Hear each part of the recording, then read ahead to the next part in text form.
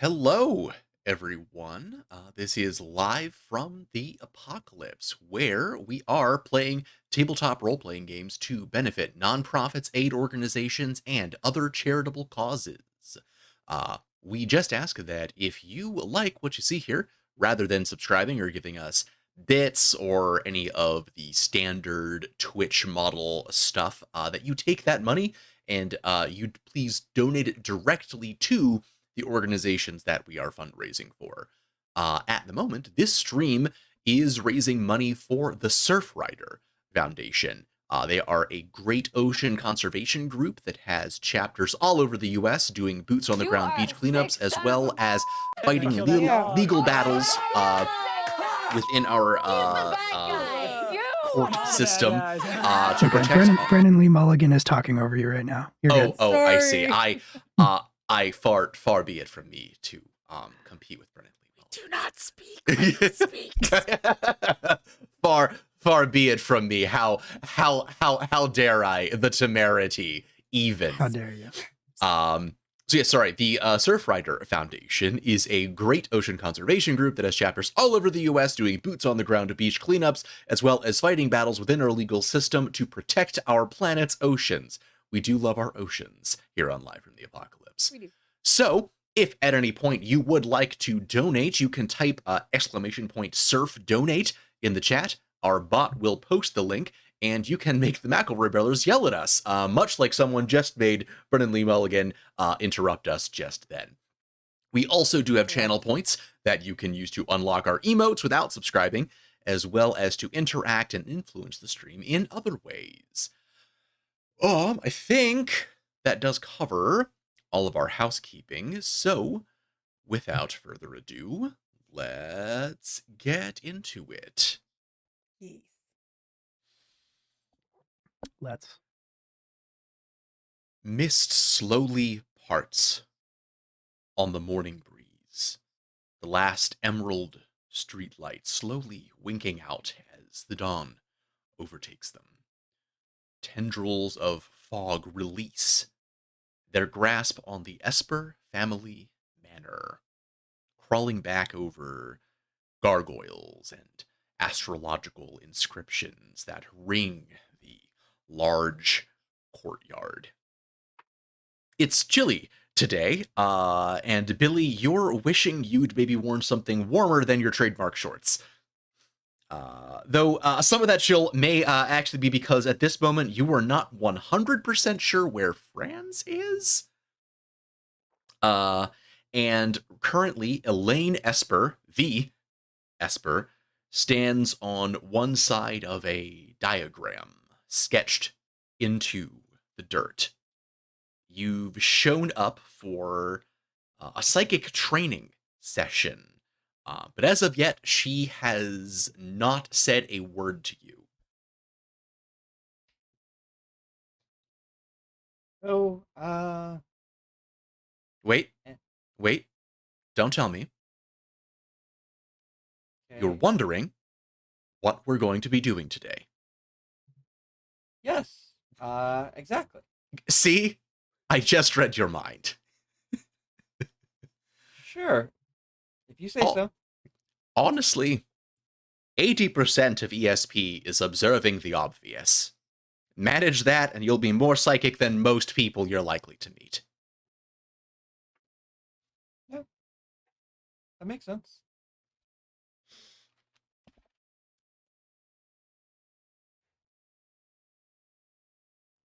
So today, what we're going to be working on is your sense of self.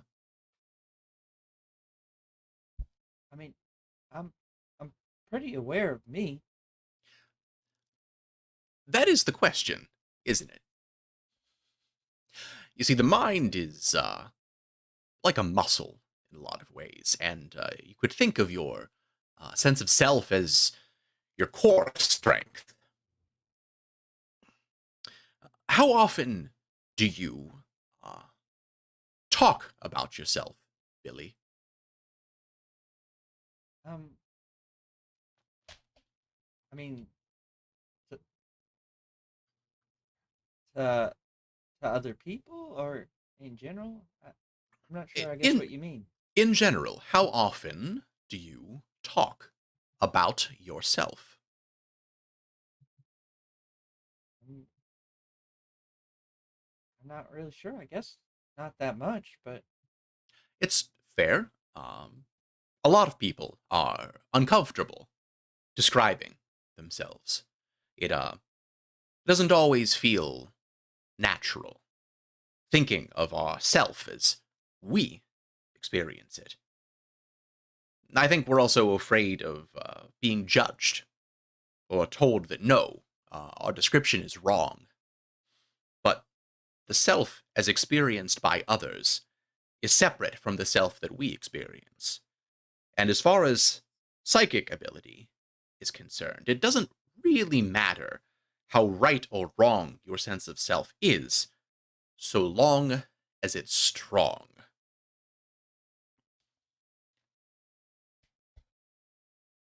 that seems potentially dangerous. Oh, incredibly.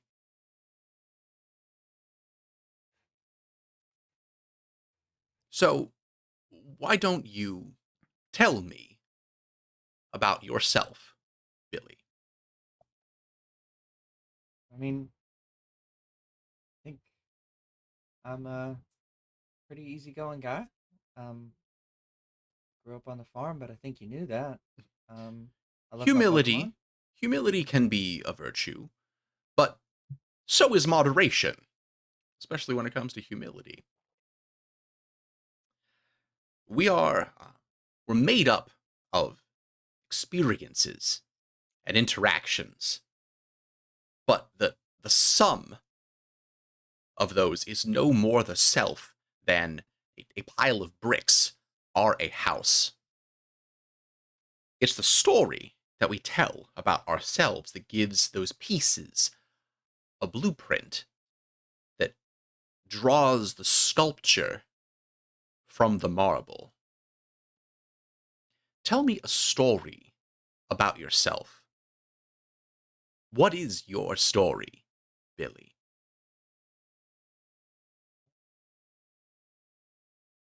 I mean, I guess I grew up on the farm. I've always had a great relationship with the Pokemon. Um, met Aster when I was very young, and we bonded. And met Shiloh and Ling Ling along the way, and when I was looking for something to do to get away from the farm for a little bit and try something else, the gym seemed like a good fit. Everything's kind of spiraled from there. All right. It's a good start, at least. So, to jump off of that, what do you think of when I say the word Bulbasaur? I mean, a frog-like Pokemon with a little bulb on its back. Right. Exactly. That's telepathy right there. I thought of Bulbasaur. I wanted you to have that same thought. So I said a word, and now suddenly you've got a picture in your head. Uh, That seems just like, is everyone telepathic then? Mm, in a fashion. The question is, how do I know that we're thinking of the same Bulbasaur? How do you make me think of the specific Bulbasaur you're picturing in your mind? I suppose through description. Exactly. Form a picture. Make it as detailed as possible. Get specific. Now, I want you to describe it to me. Make me see it. Okay. Still have a Bulbasaur, right? Of a Bulbasaur or whatever you want. Oh. Well, I As already thought of a specific a Bulbasaur, so I'll go with that. Um, So he's got four legs. He's a darker blue than a normal Bulbasaur. From time spent out in the sun, and his green bulb has also kind of taken on a darker hue, um, more of like a forest green than the fields. And this particular Bulbasaur has engaged in a lot of battles, and so he has a little bit of a divot in his right ear, and a little bit of roughness around the edge of his bulb, and he's got a very stern expression. Like he doesn't feel that no matter the size of whatever challenged him, he could still take it on.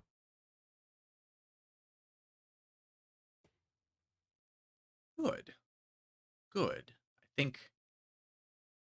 I think I can see it. Now, what I want you to work on after you leave is describing that picture with the same level of detail, but using fewer and fewer words to do it. Okay.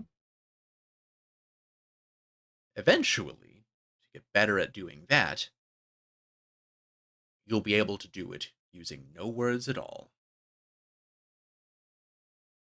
And at that point, she goes back to contemplating the diagram at her feet.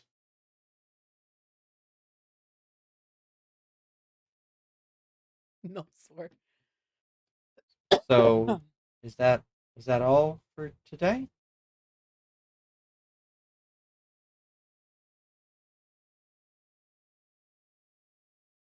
All right. Um.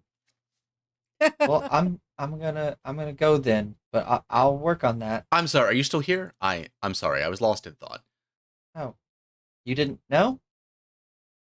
Yeah. All right. Well, have a nice day.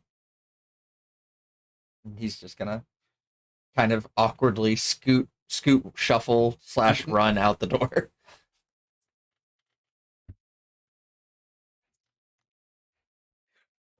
Aren't you glad you signed up for these lessons? Being a psychic is an interesting path. Uh, we haven't even gotten to the combat training yet. Hmm? It'd be great. Yeah, no Abra mind pokes yet. Yeah, exactly. You're not ready for that. You got a couple years. It's fine. So, Julian, you are presently getting lunch with your estranged crime boss sister. Where are you eating, and how awkward is it? Um, I think I made her food. I think she just came to my house and I made her food Okay, because I do not want to be seen in public in with her. public with her. Okay. Yes. I already have the bad reputation hindrance. I do Mm, not need more an even worse of that. reputation hindrance. Yeah, it doesn't need to become a major hindrance. Agreed. Ideally.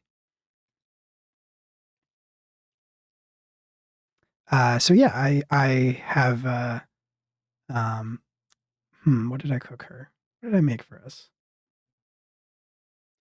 It's been pretty Nostalgia. stressful. Nostalgia, yes.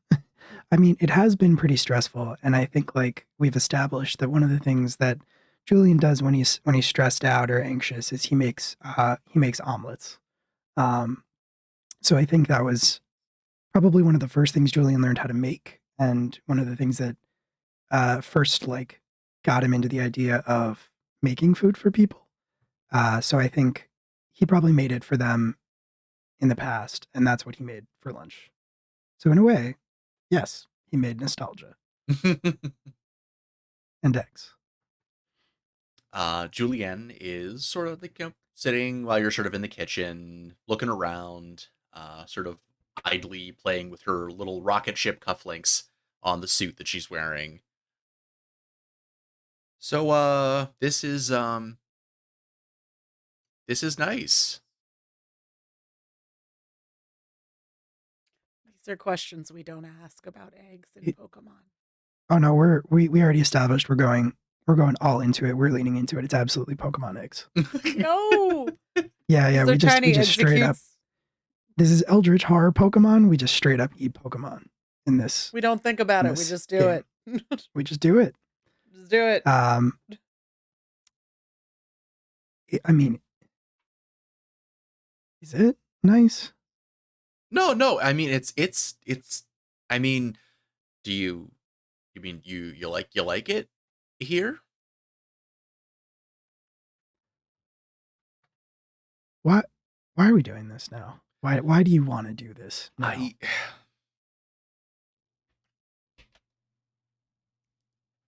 To make you suffer. I don't know. You you you were the one who walked into my office after however many years. Yeah, I mean, look, hey, if you it look, maybe this was a mistake. If all you really want is, whatever information I've got for you, fine. Fine. I'll tell you what I know, and then I'll leave and you don't have to see me.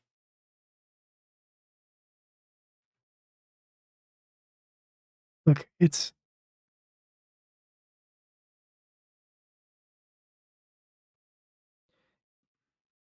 it's been it's been a long time, and it's been a weird couple of weeks. As long as you understand that I'm not coming back, then I I guess I guess it's fine. I guess I want to do this. But that's if you understand that I'm out. Um, I'm glad that you want to do this. Um, tell me about food. How's that going? It's good. Um, it's really good.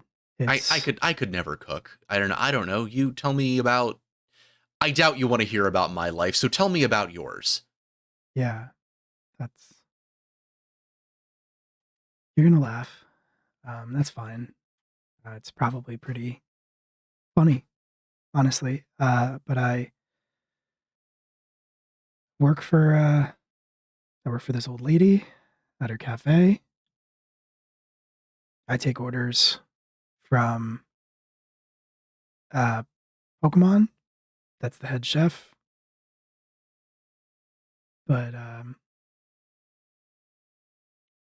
but I but I'm happy.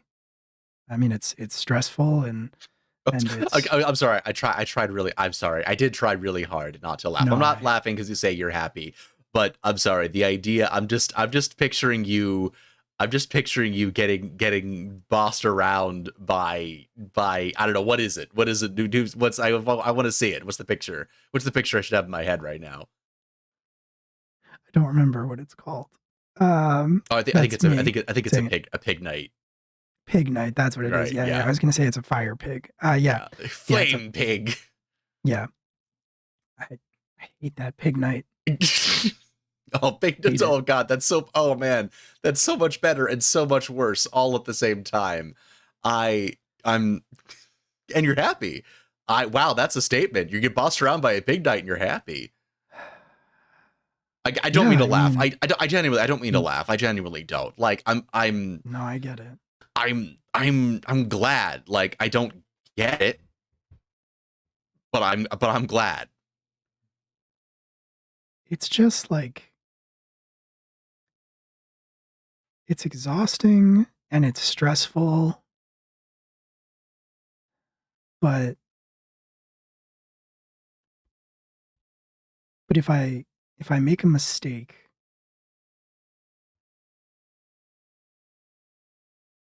the worst thing that happens is someone gets mad about their food.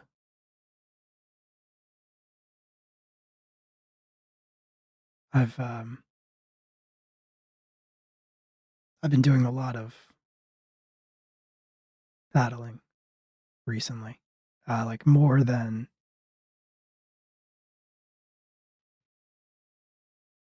I have in a long time. And Yeah, I was a little curious about that. You seemed pretty emphatic when you left that you were done with all that. yeah, it Like again, I'm sorry. That sounded crappy. just stop apologizing. It's fine. Don't tell me what to do, okay?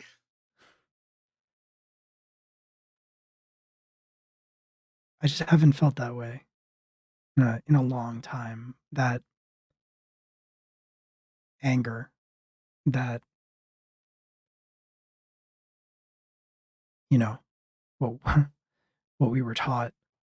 Must be nice. Should try it sometime.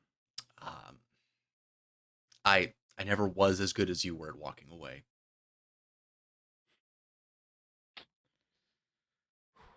Yeah, that's super effective. Damn it. All right. Damn it, Julianne. Critical hit. So eggs. Eggs are good. Yeah, What are these eggs? yeah, Please tell me about these eggs. I genuinely wish to know so much about these eggs right now. yeah. It's Why are I you guess it's the trying to first thing. traumatize the chat? Don't do don't do that. We're just gonna Childhood. we're just gonna let them wonder. It's fine. Also, the theme of this game has always been we role play serious scenes while the chat memes back and forth. Right. So, That is basically our brand. yep. Um, yeah, I mean it's the first thing I learned how to make. I guess the first thing I learned how to make that was any good. Anyway, I I remember. I worked at another restaurant for a while. Um, but it was this like upscale place, lots of rich people, and they pissed me off. So I left. You don't say. Shocking, I know.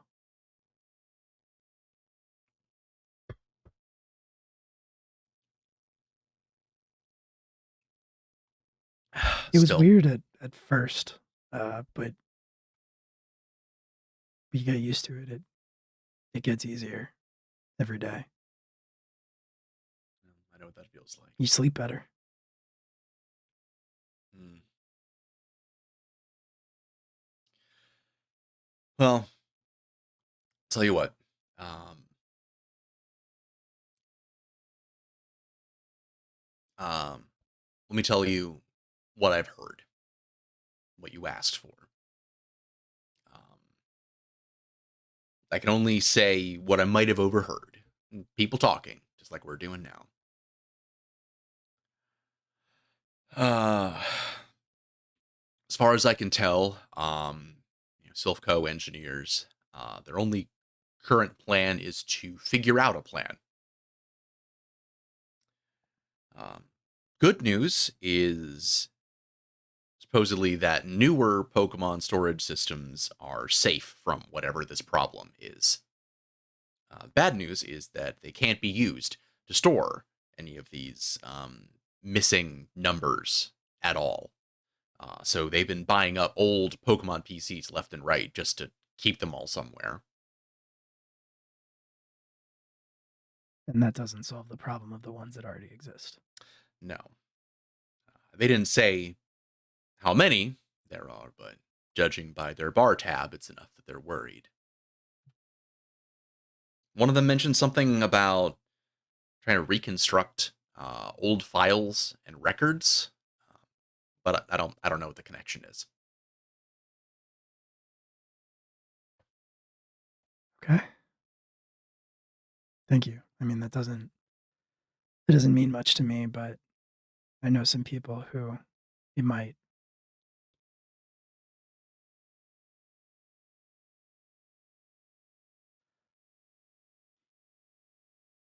Look, if you wanna do this again sometime or come by the restaurant by Yeah, yourself.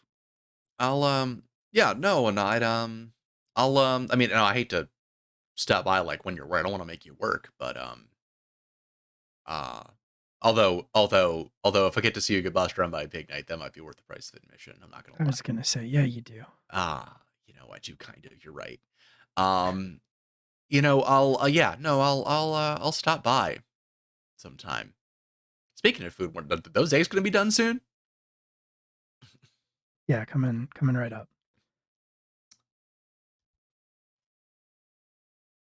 So, Estelle, Yes. How's it going? it's going. You are puttering around your cottage, Mm. getting ready to turn in for the evening. Uncommonly, Mr. Mime hasn't been able to keep up, and he is passed out on the Davenport as you tuck him in.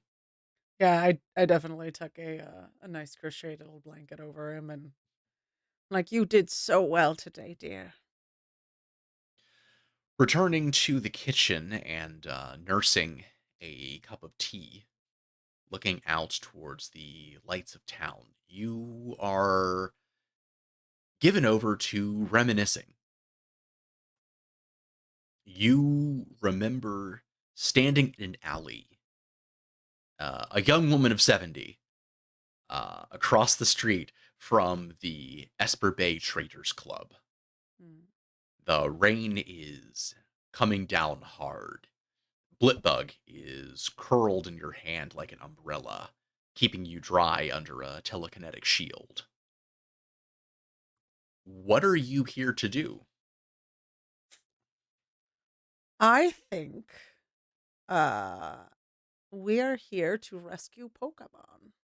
All right. Uh, how you gonna get in? I think I ooh, ooh, ooh. Okay, so the way this works is that you get the tickets and then the tickets get you prizes, right? So it's a kind of convoluted system. Yeah. Normally, how you get inside is you go to the game corner, and whatever you win at the game corner, you can turn in for prizes, like at an arcade. Uh, Conveniently enough, uh, there's a little pawn shop just inside the Traders Club Mm. that uh you can basically trade those prizes for an equivalent sort of cash value that you can use to gain admittance to the Traders Club. No, no, the drugs are our currency here at the channel. Like you watch things and then you spend drugs to I get it's I know nice so gifts, people. that Yes. this sounds like absurdly and needlessly complicated, but like in real life this is actually how a lot of like yakuza establishments work. No, no, no, no. I understand. So, I think Estelle has a nice little round of tickets, and she is going to bustle in with some other, yeah, like with young, much younger people. Mhm. And like wait in line, see what's going on. I think she's gonna be going in and out until she familiarizes herself with this system. And I think she's gonna be there long enough to see some people go into the back. And I think this is one of the few times that Estelle uses her psychic abilities um before she begins Pokemon training, in that she is going to empathetically suggest to this individual that, oh, I'm with them, dear, it's a birthday weekend, and just kind of shuffle in along with some others who have just gone behind. And we'll see if I can roll that and actually make that happen, but All right, let's yeah. do it. I'm rolling. Oh, that's weird. Hold on. Apologies.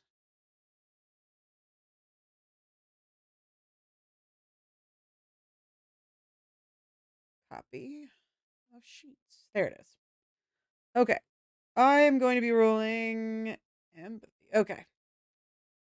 So that's just my straight empathy, right? Yes, your empathy. Yeah, just your empathy die. Unless you would like to try to have Blitbug assist you in some way. Ooh. You know, we didn't cover what Blitbug has, but It's one of those things where, let's like, even though this is technically like back in time, you could have it have the same moves. If you want to sub in a different move, that's fine. We're gonna kind of play it fast and loose with like the super fast timeline, and loose. Timeline. What are even timelines? right? Honestly, What like who I don't know. knows? It's still 2019, right? Exactly. Like there is no pandemic. Nobody's wearing masks and stuff. So let's go ahead and use future sight and my empathy roll. Okay, And I'm sounds good. basically gonna, yeah, let's see that.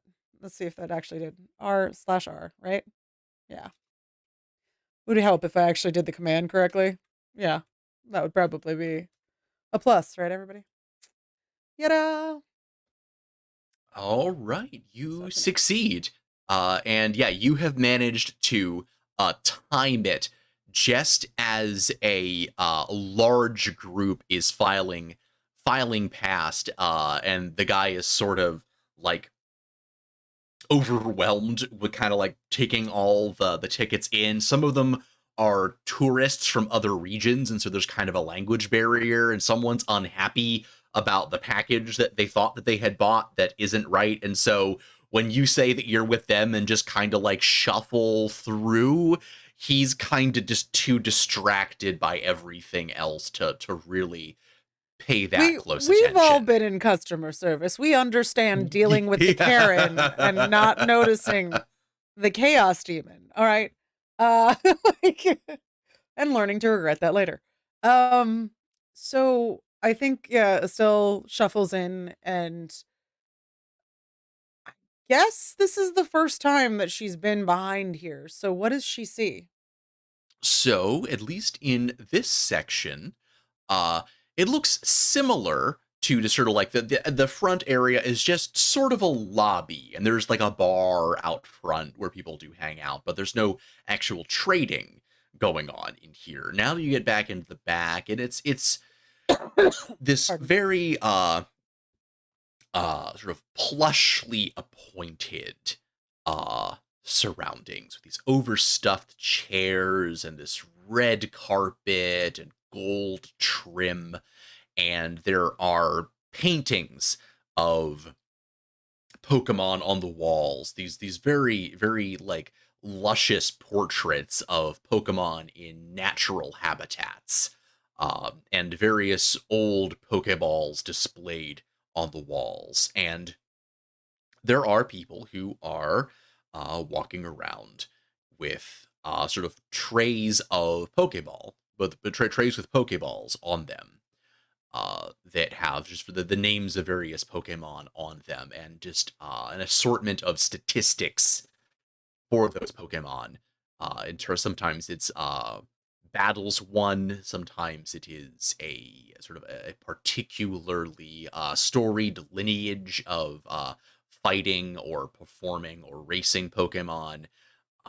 Sometimes it is say that they are it's a particularly renowned one for a type of attack. I think here Basically a lot of commodified statistics that have literally been like written on the lids of the Pokeballs. I think in her work with Ephraim, Estelle has, whether she realizes it or not, gotten used to interacting with Pokemon based on like her empathy and her caring for them. So I think what I'm going to do is actually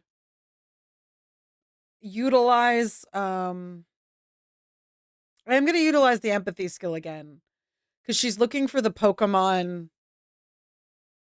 who can't be here another minute, Mhm. who is essentially on the edge of darkness type of thing and like just needs a handout. And she knows there's going to be more than one and she knows that she's going to have to keep coming back. But I think she, there's that little part of her that grew up as an Esper that has been hearing pain and cries for help from this place since it opened and she can't not hear it. So I think she's going to go ahead and yeah, she's going to go ahead and essentially sort of have that moment to close her eyes and try to feel for essentially the soul that needs her most here. Okay, go ahead and roll your empathy. Let's see how it goes.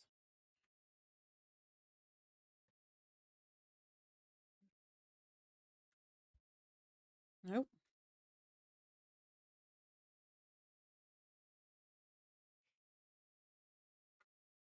There you go. Oh, two. Mm. Let Do you us. want to use a luck point? I'm gonna use. Can I use a luck point to only reroll, or is it to? Can I use a luck point to do something else? What would be the something else in this case? But do add my heart to it, or do something. Sure. Yeah, Do sure. If you something. want to spend a luck point to roll heart plus psychic, yeah, sure, go for it. Okay, we'll just do the since I've already rolled my psychic.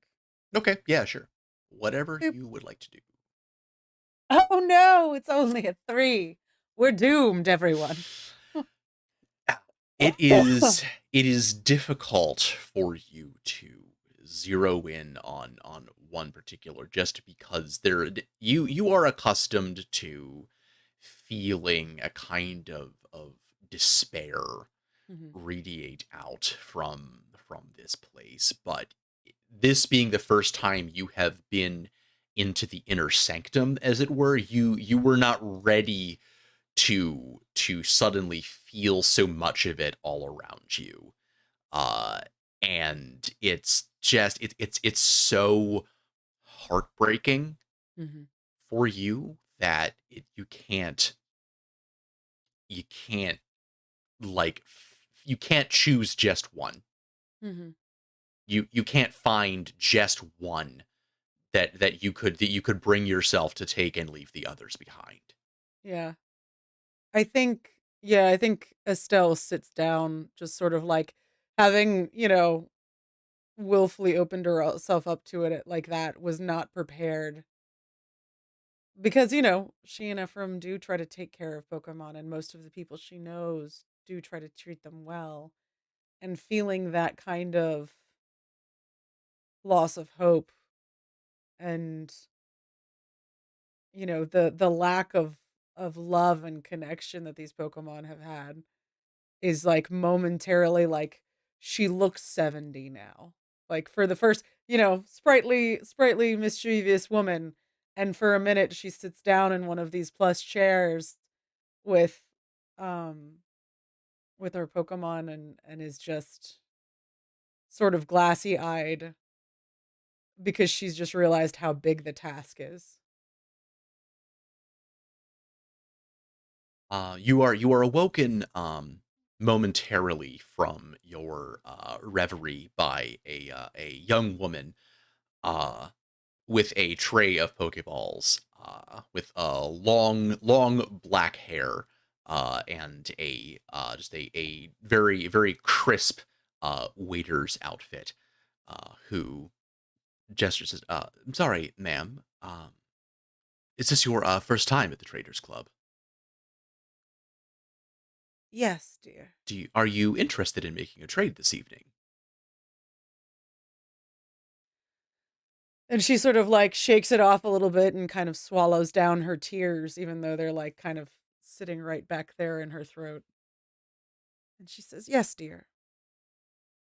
And she looks at the tray and then she looks up at the woman and she makes that kind of, it's very rare, especially when you're in customer service job, for people to make direct eye Yeah, contact with you like you're a person. yeah. And she looks up at the girl holding the tray and she says, "Which one's been here the longest?" Um, and she looks kind of yeah uncomfortable. I think it's she looks down at the tray in her hand.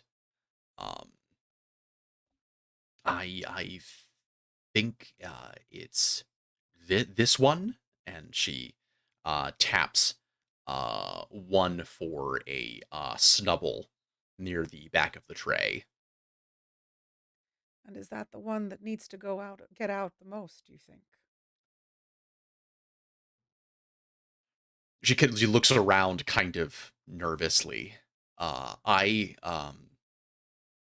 don't uh know exactly.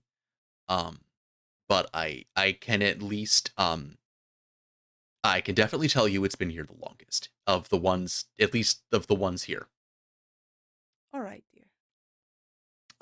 Would you be interested in trading for that this evening? Well, when you say trade, it's for the tickets, isn't it? No, this is it's for people interested in trading Pokemon. But as a someone in the member class rooms, you are able to trade any Pokemon that you wish. Mm. Um, Rattata, Pidgey, um, does not particularly matter. Your credit as a member of the Traders Club, has been established, and we have full faith um, in any Pokemon that you would choose to trade Of course. for what we have available. Of course, dear. Why don't you come back later and let me think about it? Um, Is sh- there so sure. is there a way, oh gosh. I could ooh. Uh mm. Can I utilize Future Sight and Heart and see if I can't, as she's turning away, like slip the Pokeball away? Sure. Or Yeah, go like for it. as I'm putting it back, maybe like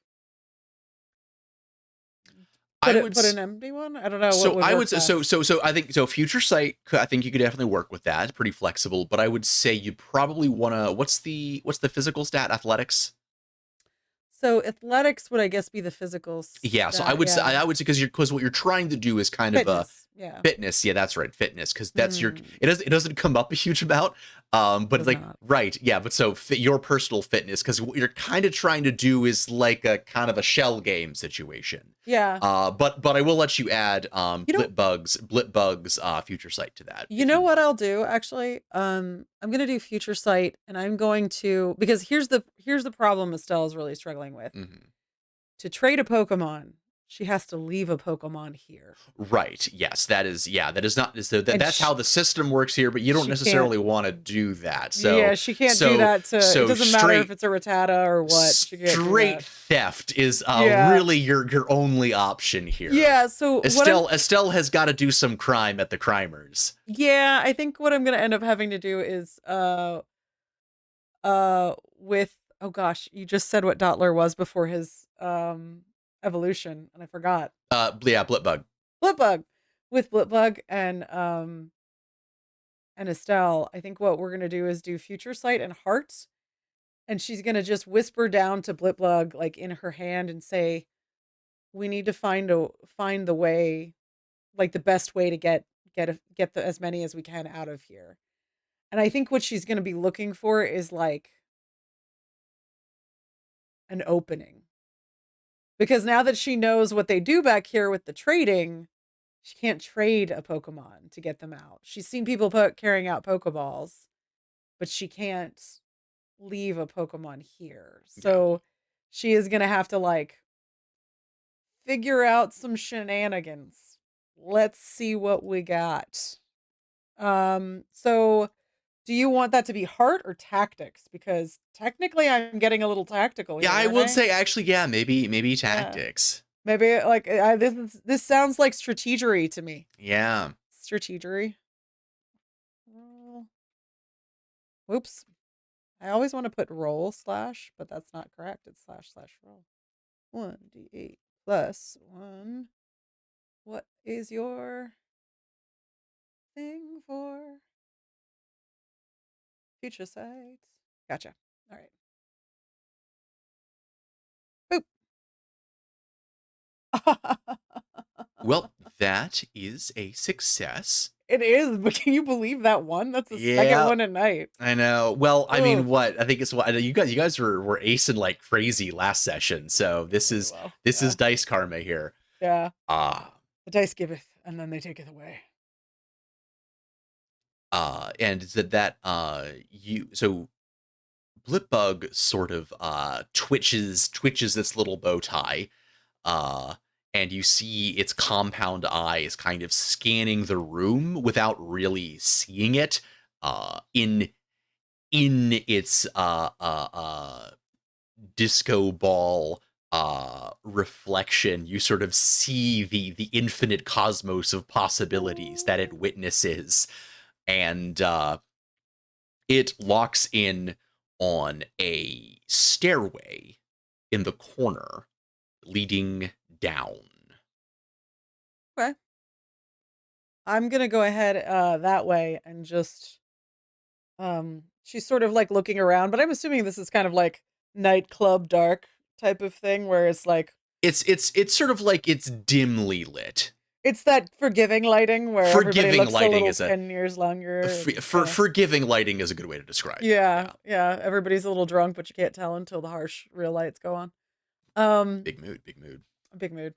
So yeah, she's gonna go ahead towards that stairway and just like as she looking out to make sure no one's, no one's catching on to the ruse. She's sort of doing that old lady hobble and walking around people and oh, it's so good to see you, dear. Uh, And then it just enjoy your night, ma'am. The young woman says from behind you, and you catch her momentarily. Her eyes kind of darting down to the tray in front of her. That, in addition to Pokeballs, you also notice has tips set on it as well.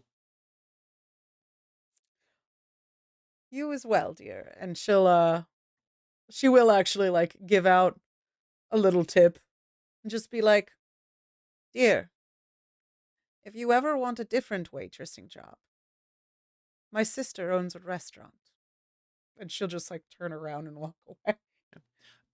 You turn away, and as you do, your eyes briefly fall across the nameplate on her crisp white jacket that reads Julienne. Aww. And you head down the stairs. As long as she's not watching me, yeah. Yep. You descend deep. Sorry, sorry. No, Estelle, No. Estelle is not that guy. No, Oh, no, No. no. Estelle wouldn't do that. Yeah, no. Estelle's the type that like leaves 20% as a base. Mm. Lord. As you descend deeper into the Traders Club, and gradually the more refined facade above falls away into this crumbling drywall and industrial concrete. Um, and there is a dull roar that sort of wells up from beneath. It sounds uh, similar to a gym battle, though there is kind of a harsher edge to it. And you emerge into the crowd surrounding the chain link battlefield that we described last session, where Team Rocket hosts its own underground Pokemon battles. Uh, it looks as if the most recent battle is just wrapping up uh, with a Growlithe, a very wet looking Growlithe, uh, waterlogged, half drowned, even, being uh, sort of returned to its Pokeball, and its trainer walking off to one side. The victorious trainer, a young man in an openly Team Rocket uniform, a large R emblazoned on a black jumpsuit, raises his hands in victory before walking out with a Psyduck trailing behind him.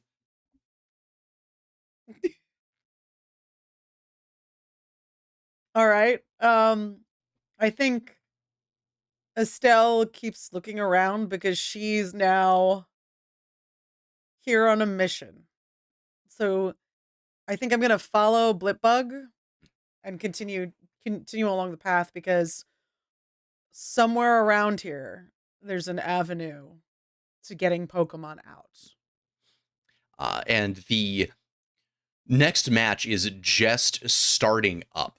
Uh, they have a different Team Rocket trainer coming out who looses a Charizard for a fight against it looks like just a trainerless Pokemon that they are showcasing this evening.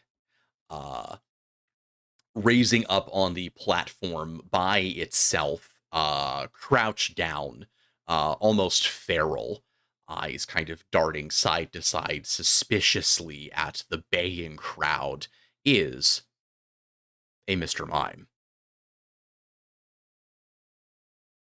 And then why do you like to hurt me like I this? Why do you like to don't know. hurt me like this? I don't Okay. know. I don't know what you're talking about. I don't know what you're talking about. I think as soon as the Mr. Mime rises up, suddenly the Blipbug is like is zeroed in on him, and at the same time, Estelle, sort of drawn by Big Blipbug, zeroes in on Mr. Mime, and it's like that question she was overwhelmed by before.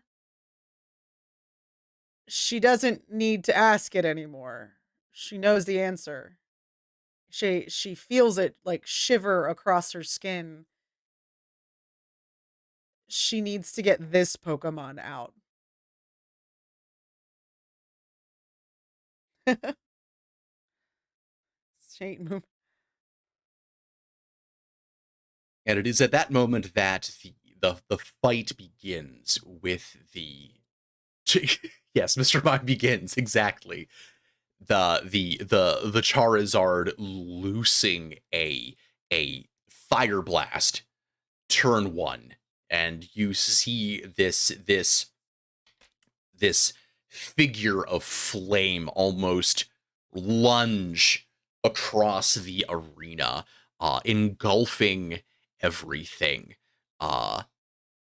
And for a moment, the Mr. Mime totally vanishes Oof. within it. And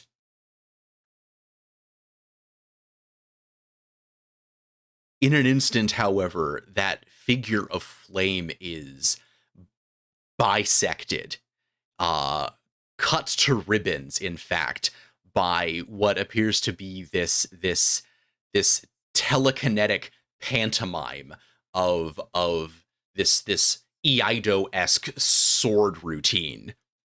Oof. At which point the Mr. Mime leaps into the air, arcing over the entire arena towards the Charizard before landing a high jump kick squarely into the dragon's head.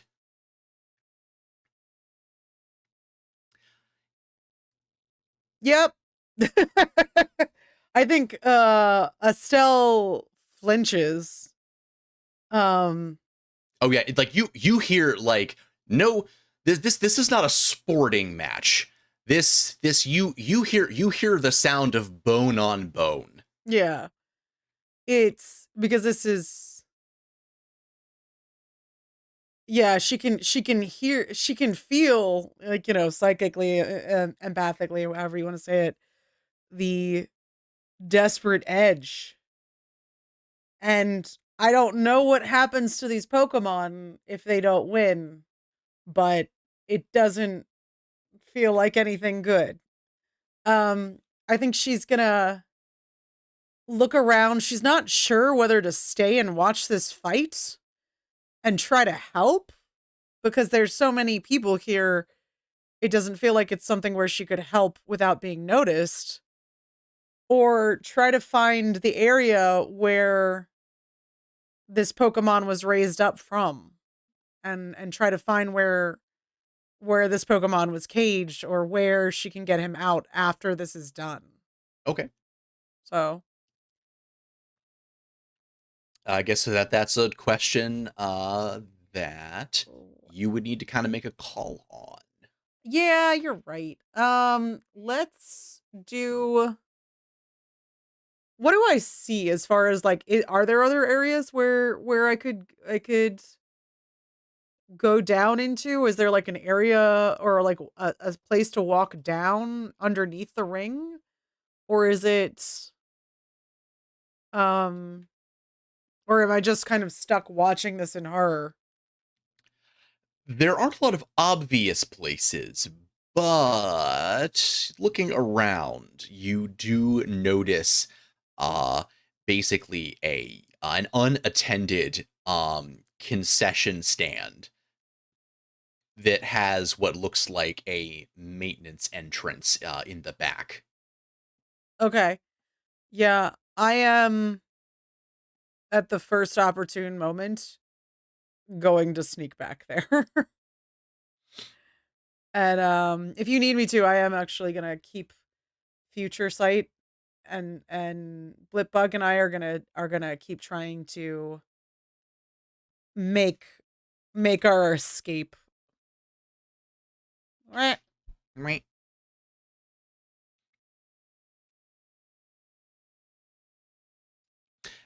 Well, it doesn't take a lot of efforts to find your moment. Oh, sorry. As no, you're good. Oh, excellent. You are extra successful at finding your moment as uh while you were looking, the crowd erupts as you are drawn back to the ring, and somehow the Mr. Mime has managed to thoroughly dispatch this Charizard.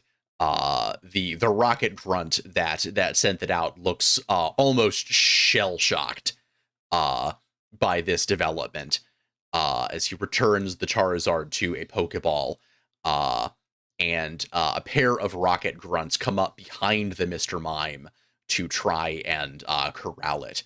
Um, One of them throws a Pokeball at it, but it literally just it shatters midair on the way to Mr. Mime. And so the Voltorbs that are rolling along behind both of them proceed to each thunder wave the Mr. Mime into paralysis. At which point the grunts each grab a leg and begin dragging it back towards the elevator. and all of this has the crowd pretty distracted. You have an open avenue back to that maintenance door. Okay. Are they, is the crowd chanting Mr. Mame? I think the answer is yes. How dare. um so I think we're gonna go to downstairs and with that future sight roll go I'm gonna follow Blipbug with those eerily, mercurial eyes that sort of mirrored shine to them as it guides its way to where we need to be. You see the shattered possibilities of every potential reality reflected in those eyes. It's not creepy, it's affectionate. Yeah, We affectionate garden horror. together. We garden together. Once you've seen them peeking out of a rose bush, those eyes just don't have the same effect anymore. Yeah, once you've seen them peeking out at a bush, those myriad quantum impossibilities, they just can't nauseate you anymore. Yeah, you get used to it. You just gotta, work through it. Oh god, we're not using saving. Ugh. We're not. In this case, we're not. We're absolutely not. We're going down to. So what does it look like as I go down this staircase? You open up the maintenance corridor and follow another staircase down to the lower level. You briefly catch yourself running around a corner as it looks like the person who should be manning the booth upstairs is there animatedly chatting with another rocket grunt. You think for a moment that they've seen you, but it appears as though they are arguing over the precise terms of some wager that they had made on the outcome of the match. And it looks as though they are sufficiently engrossed in this argument that they are not going to notice your passing. Okay. And you slip deeper into the compound, and you find a series of pens where the Pokemon that cannot be kept in Pokeballs are imprisoned. Most of them are empty at this point, but there are yeah, I was gonna say, you're just gonna have me do like an entire jailbreak, aren't you? Right. Like, Yeah, I'm not walking by people in chains. Right. Yeah, no, like so most of them are empty, but there are at least a couple that do have Pokemon in them, and one you see from the other end of the hallway. The paralyzed Mr. Mime is deposited into. As far as abilities I have. Ooh. Okay. So, the Mr. Mime's paralyzed or passed out? Paralyzed. Paralyzed? Yeah. So I am going to go ahead and sit down within where I think their sight is from the cage, and as quietly as possible, I'm just going to say, "Hello, my name's Estelle, and me and my friend here are going to try to get you out. Now, I know that you're very hurt right now. So the first thing we're going to do is try to take care of that." And what Estelle is going to ask Blipbug to do is to use Leech Life on her and try to give it to Mr. Mime because he just went up against a mother effing Charizard. Okay. Because she doesn't have any healing potions or anything with her. So. Sure. Yeah. No. Because we're I in guess the past, and I didn't prepare. we're in the in the past times. Now go ahead and roll heart leech life. Oof, okay. Beep.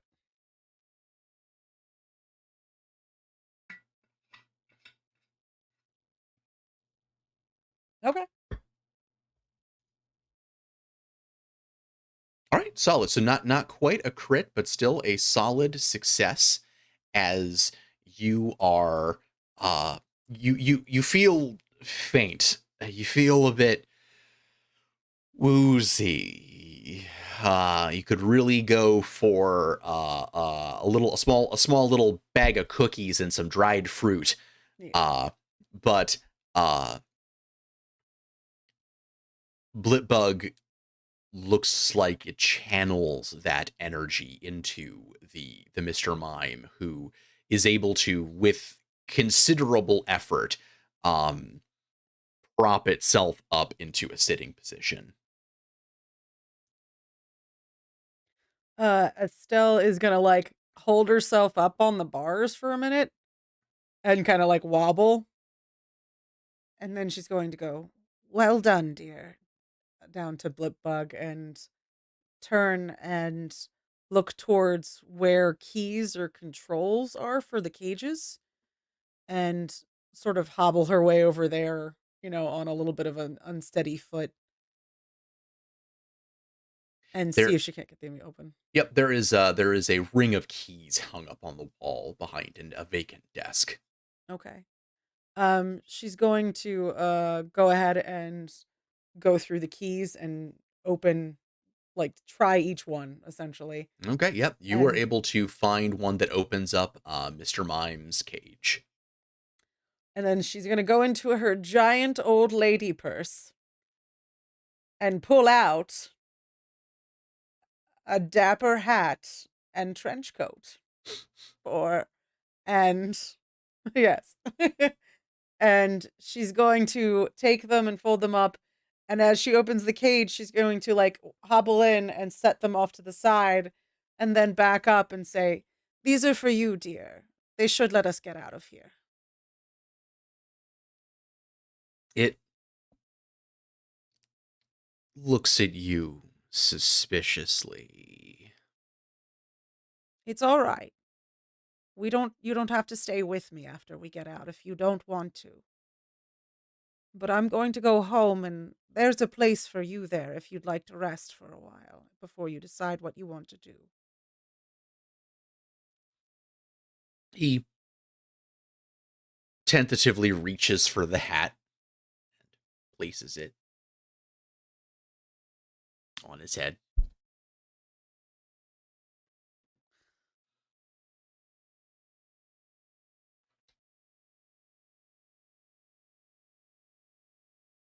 Listen, I don't have potions. Yeah, I always have a pocket hat and trench coat. Thank you for noticing that I come prepared, but not as a healer. Thanks a lot. Mm-hmm. Estelle is very obviously a rogue or I guess it would be like a esper. I forget what they're called in old D&D. What were they? The psychic ones that people used? Science. Oh, psionics, yeah. Psionics, yes. Yeah. Nobody ever played psionics. Yeah. No one ever played a psionic. But we're playing psionics now. Let's go. So the question is, what do you go? What? Sorry? No, finish your joke. I was just going to say Estella's a haberdasher. It wasn't funny. We can. Listen, you always have disguises because one, fuck the police. Yeah, you know what I mean? But two, she plays with children, and who doesn't love dress up? Okay, like she's everyone knows she's the a best children's way. teacher. Yeah, everyone knows. Everyone knows the fastest way to a child's heart is a clown in a trench coat. A clown in a trench coat, or like a best. It was that or the princess outfit. Okay, nobody has asked yet where Mr. Ryan got the nurse outfit. It's from The best way to look unobtrusive and not suspicious is to wear a hat and a trench coat. A giant trench coat, right? Yeah. These are anime just rules, disappear sir. into the background. All right. These are legit animation rules. Oh All no, hey, right. no, hey, hey, one Mr. Mime in a trench coat. No, legit strategy. Question: what are you gonna Yeah. do about the other two Pokemon in the cages? They. Did you bring enough nondescript hats and trench coats for everybody? Did you bring enough for the class? It depends on what type of Pokemon they are, but we're gonna make this work. Let's try. Peeking on the other one, you see a languid Hitmonlee sort of slouched against one wall, shoulders heavy. Mm. And in another one there is an Ampharos sort of curled up into a ball in the corner and radiating this angry static electricity. Okay. So, with the Ampharos, I am actually gonna reach out with empathy and blip bugs. I guess it would. Could I use Endure for that? And see if we can't communicate and just. She's basically going to push the desire to help All right. at the Pokemon in the room, really. But like, if we have to pick a target, then we'll go first I'll go with with the. I'll go with one roll. You can go for it. We'll go. Yeah, we'll go with the Ampharos, and then So do boom 1D. Not bad. Not a crit, Success. but we have succeeded. You try to push outward this feeling of the genuine feeling that you are there to help them. This rare feeling of compassion. And As good. she does this, she says, "I just want to give you back to yourself." Good line. Good line. Isn't it? And You can't free anybody else. You just have to help them there. mm, You're just a tool to help them to freedom. the Hitmonlee slowly opens up its dark eyes, and the field of voltage that surrounds the Ampharos dulls to just a sort of light, prickly charge.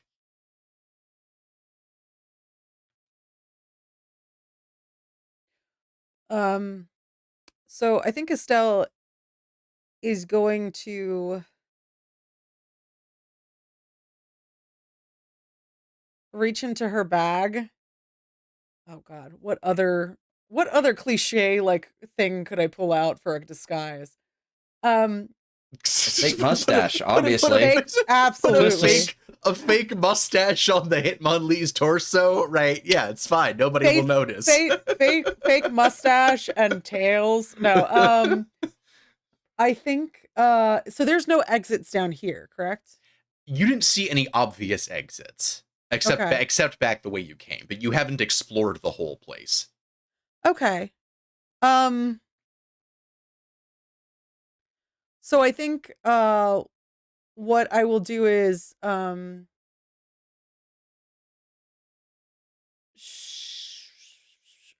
I'm gonna do is go ahead and do pull out like a couple of other costumes, and you know what? I'm just gonna say that you can pick for comedic effect what you would like, and we'll base it on like how well we roll getting out of here. Sure. And then she's also gonna put out 3 Pokeballs, and she's gonna say you can choose which one you want. This one is probably the safer bet, but I understand if you don't want to do that.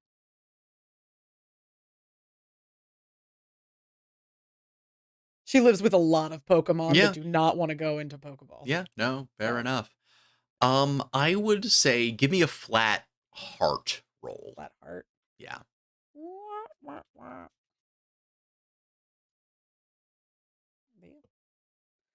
Okay. The Hitmonlee uh sort of glances at the other two and sits down cross-legged and sort of dissolves into energy that is absorbed by the Pokeball.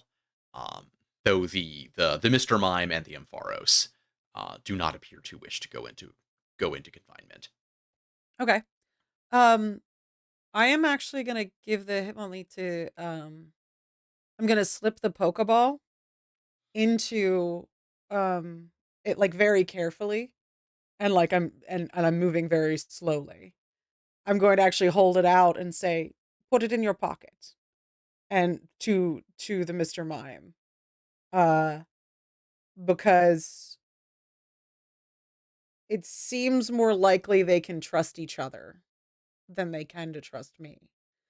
Um And so in terms of the Ampharos, I'm not sure how big they are in comparison to the Mr. Mime. Does Uh, anybody know, so like this is one of those questions where I didn't actually look up how big it is, and I feel like whatever the size is, it's not going to be what I pictured. ah, Let me It's a little see. bit taller than a person. It is No, what is it its is not. It is it's 4'7". okay, 4'7". Okay. Damn. okay. Um, In my since it is kind of a long body, I had also pictured it kind of being about person sized, but like okay, so 4'7". okay. I mean, I know adults who were like 4 nothing, so I'm trying to think of that is small enough to like hide in a backpack. Let's go with I think we actually do a well little thing of like let me look something up. Let me look up some friggin' absurdity here. Just a second. For the record, Hitmonlee is the tallest of the three at 4'11". that's probably good that we got them out then.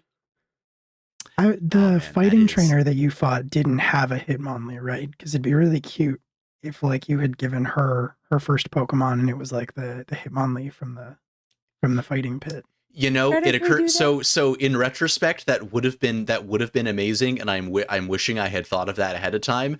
Um she didn't use a Hitmonlee, but that doesn't mean that we can't still do that. It's fair. I think So theoretically, so actually uh the Mr. Mime actually, because the Mr. Mime is also only a little over 4 feet tall. are you is I'm your plan getting 2 Pokemon in a trench coat? Because I am down for this plan. I'm getting there. The Mr. Mime basically goes and has the This is a slapdash rescue, people. Let's get on it. basically takes has its arms through the sleeves of the trench coat and kind of hops like piggyback on the on top of the Ampharos and kind of tries to crouch down. And now they're still like 7 feet tall. But you know, they're disguised. 2 Pokemon in a trench coat with disturbingly human-like arms. Yeah. Cool, One cool, cool, 8 foot cool. tall person is much less suspicious than 2 or 3 4 feet people. Yeah, yeah. You know, that is definitely true. It's definitely true. So we're gonna future sight again Mm-hmm. and get our way out of here, provided that these are all the Pokemon that we can save right now. I'm gonna say so. You're gonna want to make it I quickly don't have any more. because this is around the time that you hear a voice coming back down towards the hallway and the desk. And like I told you, Mr. Mame, you gotta put it all on Mr. Mame.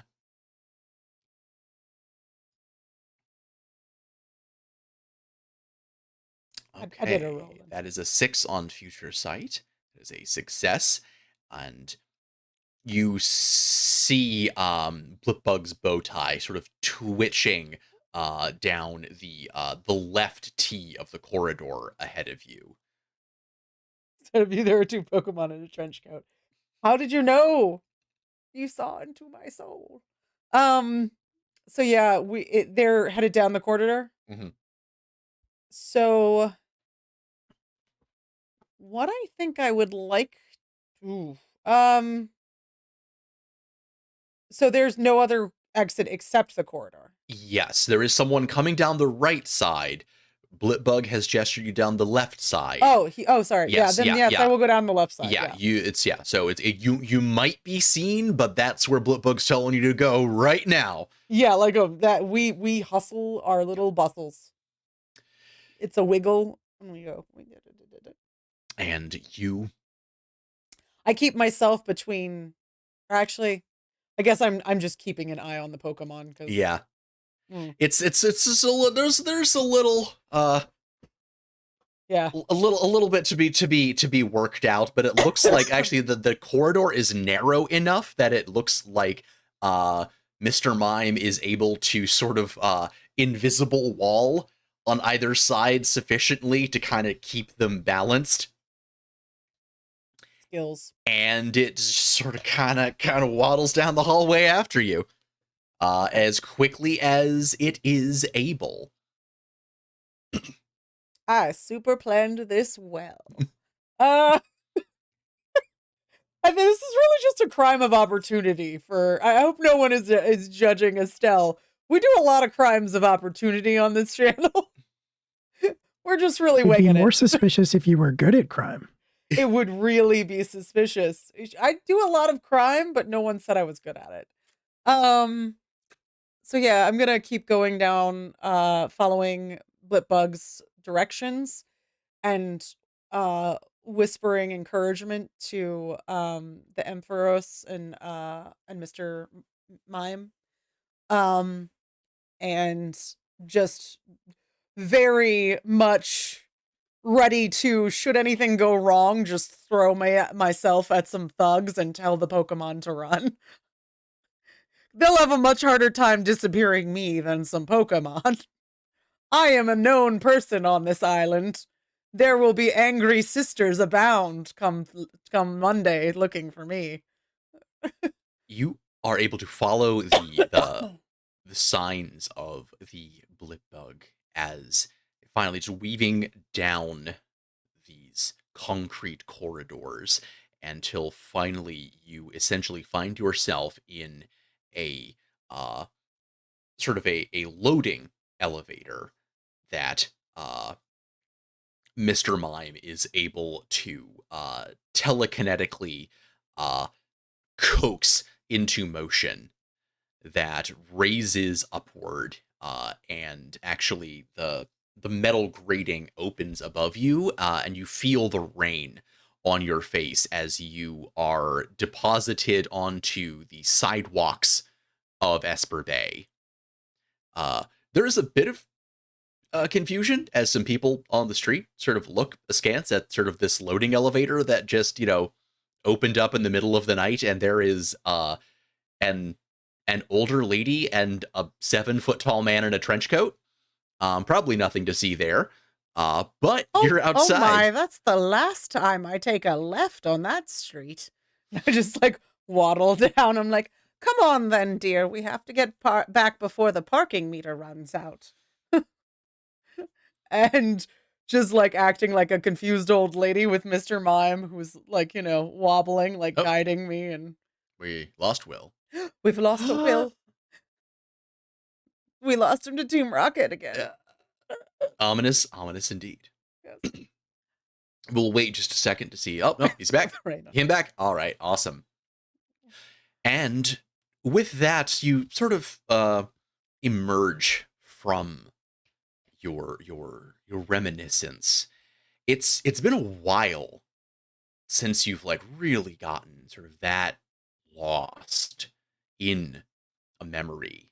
And we let Hitmonlee out as soon as we got out, by the way. Okay, cool. All right, good.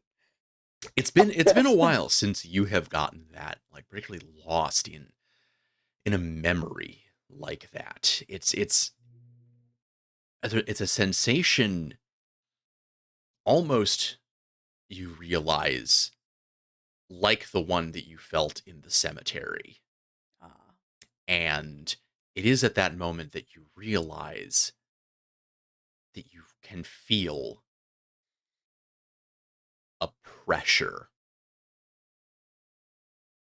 And with that, why don't we take a quick 10-minute break?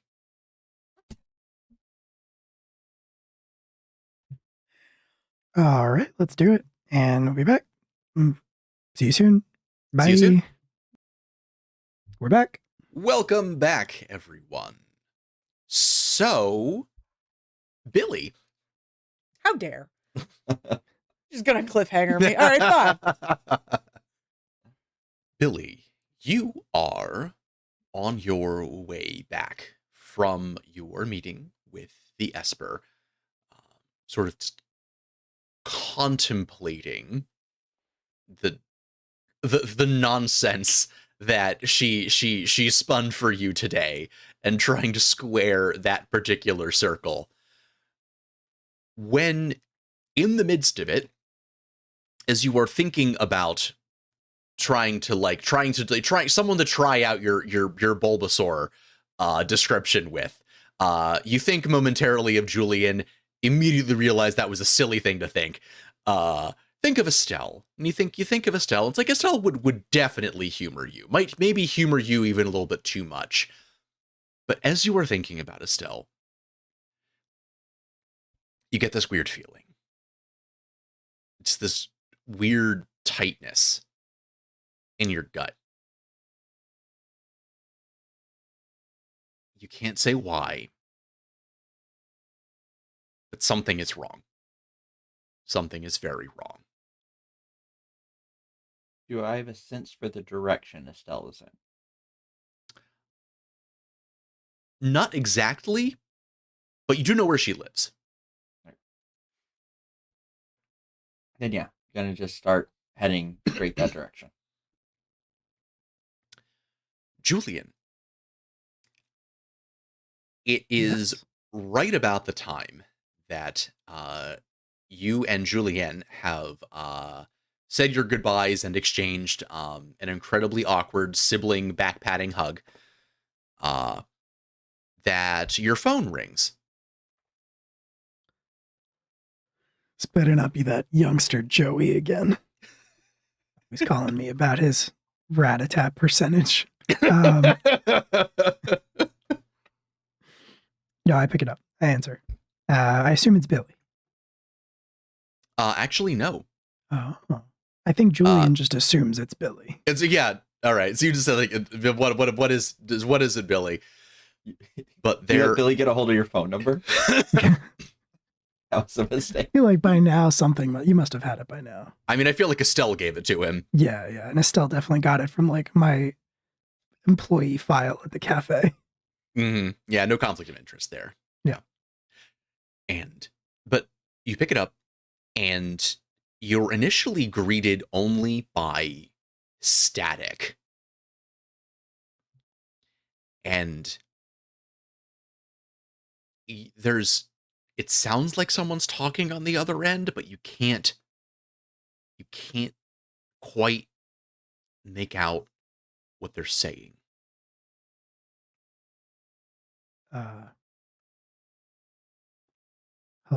Hello? Julian. Yeah. Julian. Yes? Who is this? You need to get to Estelle. Get to Estelle now. Go. Now. Who is this? It's Charlie. It's Charlie, Julian. You're not real, Charlie. I asked a lot of people. At that point, the line breaks up into particularly loud static again, and the line goes dead. Okay, I'm gonna try calling Estelle. So, Estelle, your phone rings, but it sounds very far away. Everything in your cottage suddenly seems very far away.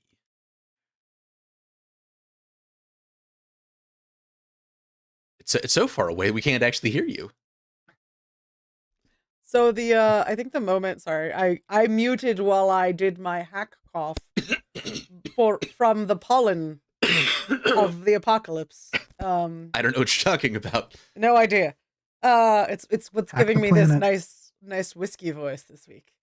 Um, so I think Estelle, the moment she has that thought that it feels like what happened in the graveyard, the very first thing that she thinks is of what her sister told her, that you lose yourself.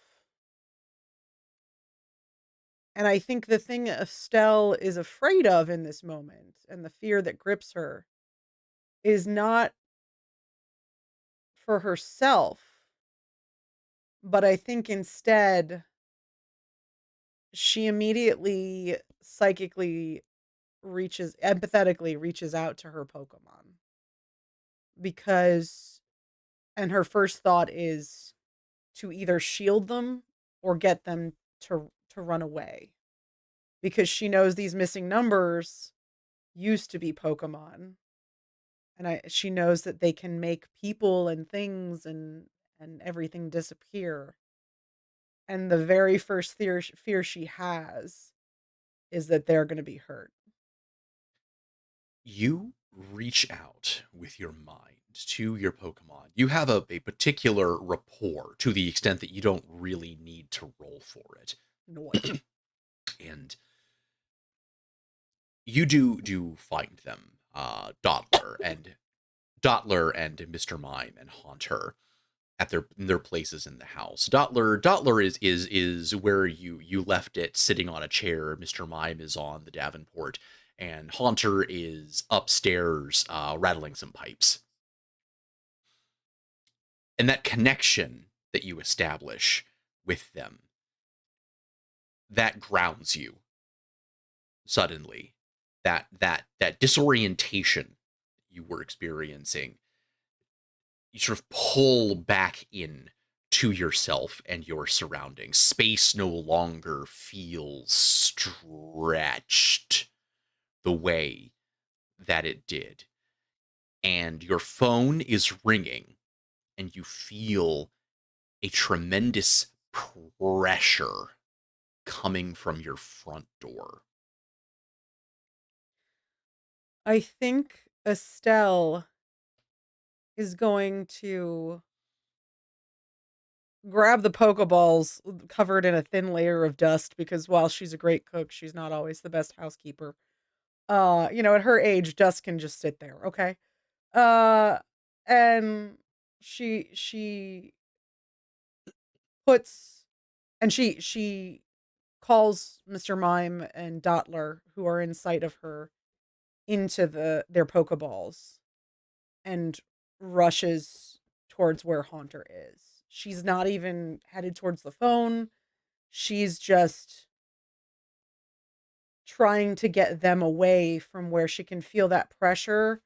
And it's almost like I'm imagining sort of that camera pulse where it's like you see a little bit of a um and they've done it in a couple of movies and it's a really cool effect, but and the door just kind of almost the reality of the door pressing a little bit. You basically have it, yes. Yeah, and so she's just rushing away from that because I don't think she's afraid for herself because she's very old and I think she on some level accepts the idea of her own inevitable end, but sh the Pokemon are hers to protect. So she's rushing towards Haunter to get him in his Pokeball 'cause and get them out of the house. Okay. Julian, you don't get an answer. Yeah, I'm getting in my car and flooring it to Estelle's. Julian gets this weirdness in his gut, like, oh God, she's Listen, dead. if a weird voice calls you on the phone and says you need to go to your friend, and then you call your friend and your friend doesn't pick up, you go there. Estelle, you run upstairs to and call for Haunter. And you can sense Haunter is doing his thing up in the attic where he's comfortable. You call to Haunter, and he sort of phases through the floor, regarding you somewhat curiously. Estelle takes out the Pokeballs that, the exhausted Mr. Mime and Dottler are in, and she puts them into the claws of Haunter, which not many people will actually touch a Haunter's claws because it's a creepy feeling. Uh, and she says, "Take them to Billy. Go. It's not safe. Go." And she sort of shushes him towards the door or the window up here in the attic. It looks at you, and then you notice its gaze shift to something over your shoulder. Don't look at it, dear. Go. It does not want to leave you behind. You will have to make a heart roll to get it to leave you. Yeah. Because it's my Pokemon. Oops, that's not what I meant to roll. 1D8. Ta-da! Oops. Mm, 2 more luck points. We got 2 more luck points. You know what? I will actually utilize our luck point for that one. This is a good time. Speaking of, I donated and it didn't pop up. Just y'all counting. Oh wait, really? Yeah. Oh yeah, no, the ticker did go up. Well, no, not the ticker, but the total went up, but not the ticker. Yeah. Okay. Well, you should definitely use that point. There you Oh, go. hell yeah. Yeah, that's what we like to see when we reroll. I mean, you get to I roll get to roll again. It early. probably doesn't matter. That's still nice. Yeah, all right. The Haunter focuses in on you again and looks at you somewhat sadly before it takes the Pokeballs, and it basically just like fades from visibility. And you are alone in the hallway with something behind you. Billy, you are so what is your main mode of transportation besides Julian's truck, Billy? Running. Right, all right. With You got some a Pokemon fitness to run. of a D8. Okay, all right. Well, yeah, So- give me that good running roll.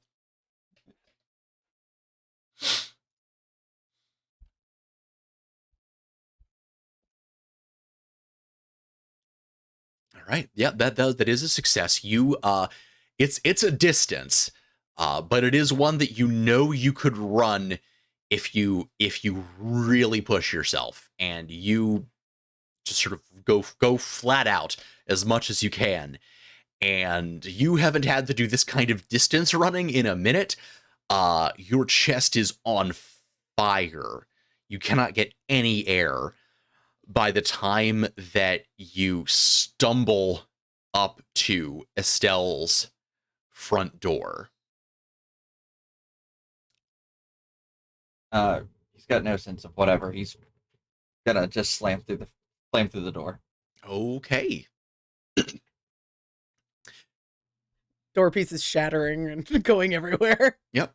And Estelle, upstairs, what are you going to do? There's nowhere to hide. And there's not really a good way to fight this Pokemon. And I think Estelle has had enough training as a child to know that the thing she has to do right now is essentially put up all the walls she can and anchor herself in herself. And so I think what she is going to do is I think her hands kind of, old and arthritic come up and she starts twirling her wedding ring and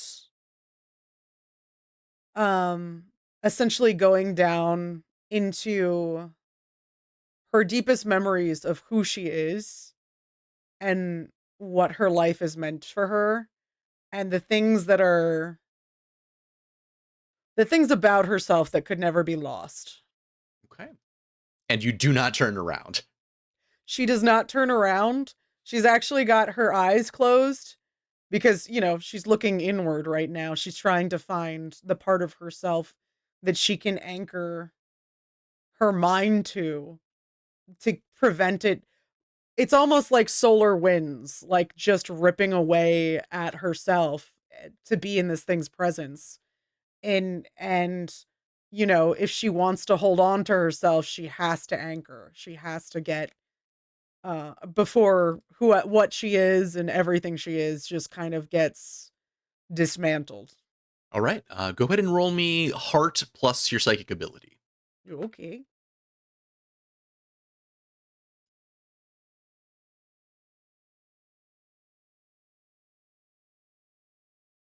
Ooh.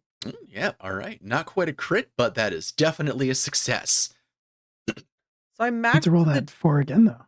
Oh, yeah. yes. You speak the truth. The 4 does ace. Okay, cool. All right. And you do crit.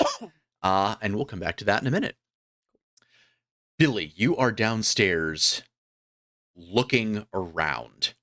And for a moment, everything seems completely normal, completely still. There is a flicker of movement out of the corner of your eye, and you see something moving up the stairs. I say something because, as before, you cannot seem to look directly at it. But what you can see very clearly is the wallpaper patterns around it crawling,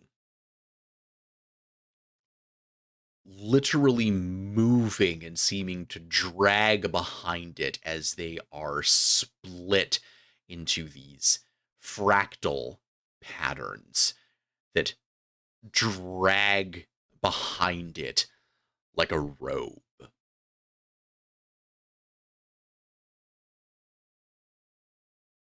Estelle?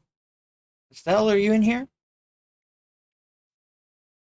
Do I actually hear Billy? It is very far away, concentrating through this feeling of being deep underwater, to the point that you can even almost feel moisture forming on your skin. But you do distantly hear Billy call your name. Oof. Oh. I think if she realizes that's Billy,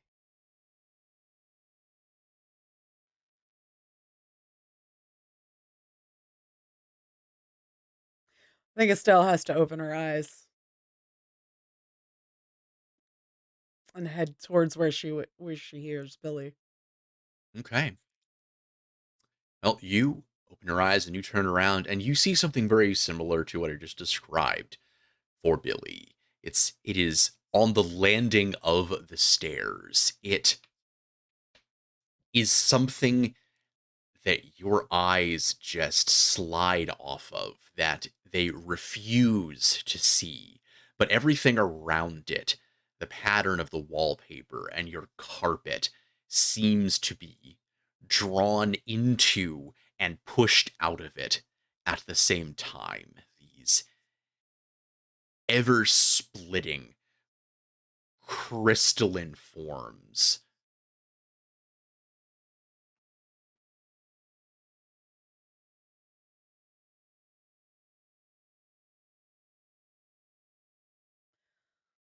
Oof. Um, I think Estelle sees this and she closes her eyes for a minute because obviously that's very hard to look at. And then she shouts, Billy, go outside. I'll meet you there. Go on, dear.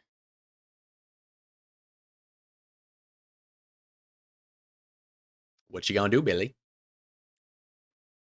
I'm not going without you. And then he came with all his Pokemon. He puts up Ling Ling. He grabs Shiloh to where he's carrying him like in his arms, where he's got him like held close. Puts a hand on the horn of Aster because like Skidoo and Go-Goats can kind of like feel emotion through their horns. So he has like a firm grip there to kind of give him with confidence. He's like, let's go get her. And then he just starts slowly but confidently just like stepping towards the stairs, carrying Shiloh and with one a gripped hand on Aster. All right. And it is around this time that there is a screeching of tires from outside as Julian arrives in his truck. Yes. Yeah, Julian pulls up. Do I see anything from outside of the house? The door looks like it's been kicked in. Sure. Okay. Then yeah, I mean, I'm running into the house. I'm just gonna run into the house and then stand there and be like, Estelle, Estelle. And yeah, you run in and you see Billy with his Pokemon beginning to ascend the stairs towards this thing that you can only kind of half see between the break between the floors. What's going on? Estelle's in here somewhere. She's upstairs. I'm going to get her. Then we should leave, but I'm getting her first. What is that? No, Billy, come back down.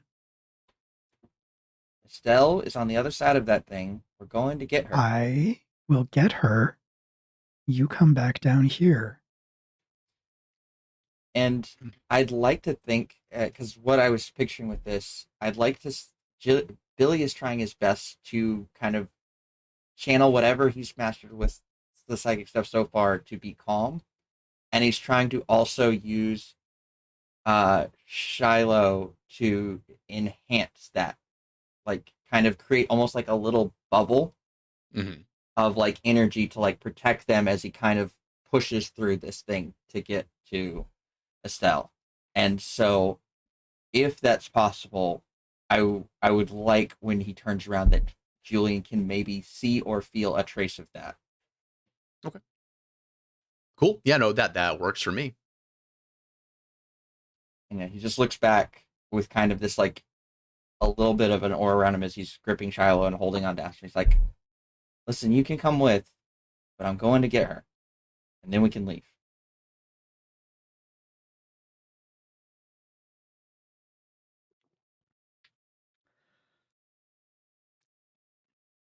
Julian like throws his arms up in the air and is like, sure, fine.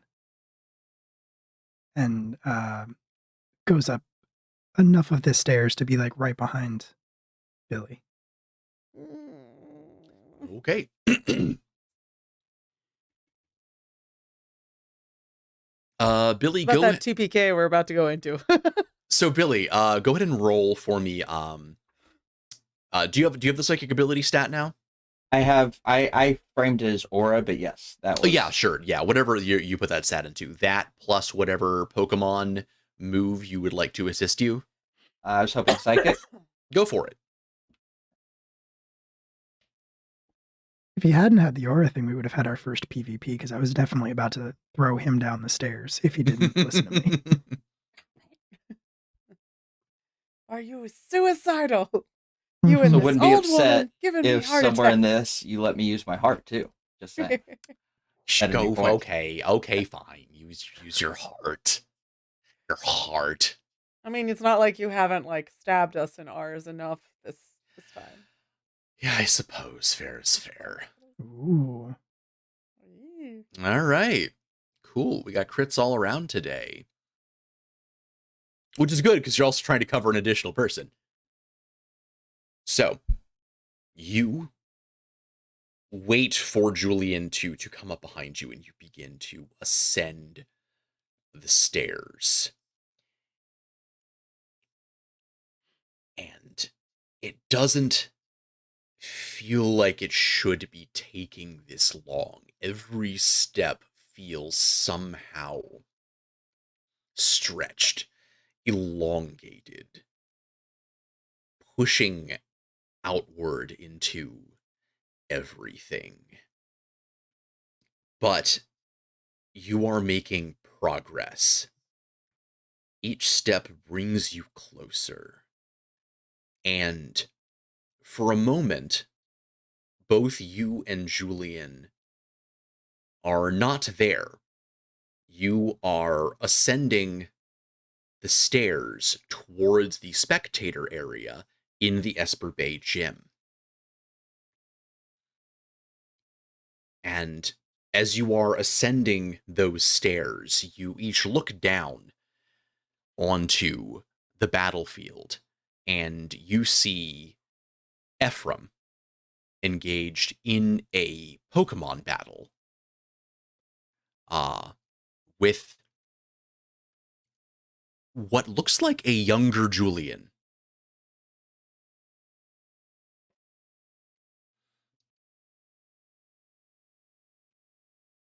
And they are engaged in some kind of heated conversation that you can't make out in the midst of this Pokemon battle. Brunoise struggling with Ephraim's Alakazam. And in the midst of this... Oh, go ahead. Yeah, Julian is going to take a step towards the battle, but he's just going to call out, stop. And it Stop echoes. It echoes through this impossibly cavernous space. And for a moment, you are about to try and hop over the stairs to try and interfere, but you feel Billy tugging you to continue moving. And the scene begins to fade as you take another few steps up the stairs, but not before it is interrupted by an explosion in one of the upper rooms of the gym. And the scene is gone, and you are emerging into the upstairs hallway. Estelle, for your own part, you focus on this bubble of self around you, and similarly try to go down to meet Julian and Billy. And again, you feel this intense pressure, this depth around you. And a hand reaches down to physically pull you out of the water that you didn't realize you were submerged in. Your father pulls you out of the ocean and into a rowboat. You're a young girl. You gave me a scare there. Yeah. It's good. This is why I told you to put on your life preserver. But I can swim good. Yeah, I know that you can, but right now this isn't swim time, sweetie. We have to go. What? Where? And he recommences rowing, and you see that there are what look to be binders of papers, and even a very old computer tower. As he in the rowboat, yes.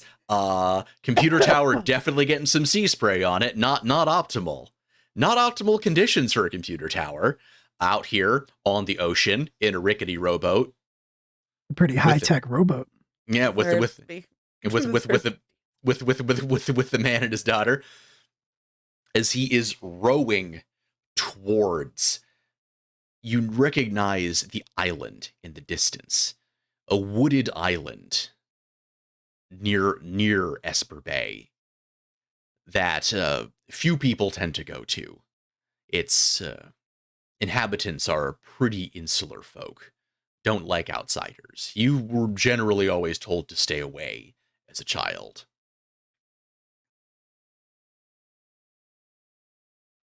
Daddy, we're not supposed to go there. I know, I know I said that. I know your mom said that too, and I don't like contradicting her, but right now we've got to go there. I've got to drop something off. It's the only place it'll be safe. It's not safe there. I, you know, you're not I don't. wrong. You're not wrong, but right now it's going to be safer there than it is going to be anywhere else. Uh, I just hope that your siblings made it to the shelter okay. We'll see them soon. Don't worry. Don't worry, Daddy. Everything will be okay. And he resumes rowing, and the island looms larger in the distance. And at last, you approach the shore, and you see two figures on the shoreline. It's Billy and Julian. I think as Estelle like steps out of the rowboat, like when she starts out, it's like she still feels like that little girl, and then when she hits the sand and the waves come crashing up a little bit and knock her a bit, she is Estelle in her, I think we said 80s. she's She's wizened. She is she's her age. wizened, Her age is wizened. and she looks back over her shoulder at the rowboat. Is it empty? It is at this point empty. Yes. I think she like puts a hand down on it, kind of almost like, you know how you'll touch things to sort of like feel that they're real? Yeah. And then she looks back at Billy and uh Julian and says, "We have to go. It's not safe here." And it is at this point with the combined force of your bubbles of self that you are all standing on the stairs in Estelle's cottage, and the thing is sort of hovering near the ceiling over you.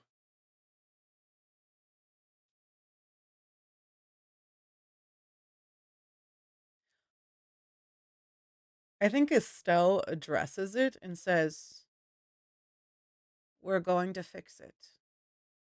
I don't know how yet, but we'll fix it." And then she just like is pushing, like ushering the boys down the stairs to leave.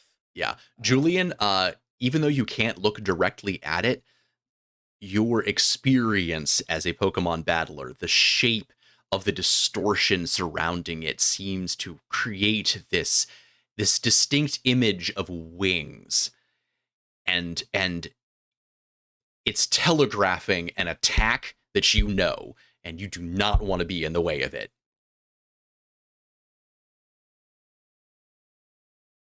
Yeah, you sure I don't right now? Because I'm kind of going through some stuff. Hey, up to you. If you want to be if you want to be in the path of that attack, that is something you are allowed to do. I think genuinely for a second, as Estelle tries to pull Julian away, he resists, and he can't look at this thing, but he tries, and he says, like, he addresses it as much as he can, and he says, "Who the hell do you think you are?" And then, like, realizing what's coming with the telegraph, and Estelle still pulling at him, he like kind of shakes it off and turns and starts like he'll pick Estelle up if he has to get her to move faster. Are we, But are we like are we doing a repeat? Are we doing a repeat of the cemetery here? he I haven't had a just stroke on yet. reflex, he's going to try to get them down the stairs and away from this attack as quickly as he can, even if that means he kind of has to like push them down the stairs. All right. So I should say, first of all, is either Estelle or Billy trying to resist Julian's efforts? I think Billy's gonna go with it, but I think he would also like kind of look in the direction of this thing and just I don't know who or what you are, but we don't mean you any harm. So we're leaving now, but we don't have to be at odds. And then just I start think at that, backing away, maintaining the bubble. yeah, at that second, I think Julian's like go, go, go, go, go, Just- go, go, go, go, go, go, and like just shoves them as Yeah, far and away as he can. you all tumble down the stairs, and you are able to scoop them up and basically drag them off of the landing and into the foyer. Just as this thing launches into a sky attack that basically just shatters the entire stairwell in a hail of splinters. Okay. Yeah, I think Estelle continues and just says, "Go out of the house, go." And she's just everybody out like right now. Just Yeah. like Yeah. All right, just gonna pile in Julian's truck. yeah, if Uh, sorry, go ahead. no, I mean, I was just gonna say if Julian's gonna like look back and see if it's following us. I guess like if it just did this attack and then disappeared, or if like I can see any sign that it's still coming after us, or if it's still inside, that kind of thing. Give me a tactics roll. Okay. Excuse me. Sorry. All that water in your lungs. It is. Daddy, It's a success. It's a single success. Okay. You can't see it, and for a moment you wonder if it is gone, but then you notice the visible moisture that is forming on all of the walls. Hmm. Into the truck. Get in the truck. Oh, yeah.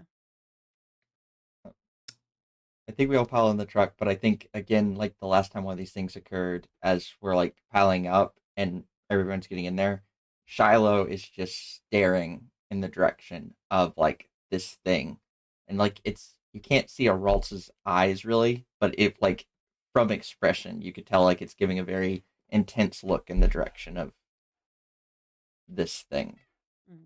Billy, get your child. We're leaving. We're going. I got him. And you pile into the truck and speed away. And as you do, you actually see this rush of water come out of the open front door of Estelle's cottage that also shatters the windows.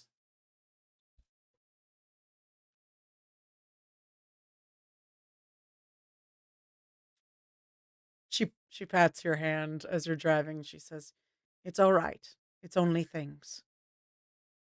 I'm so glad the two of you are all right."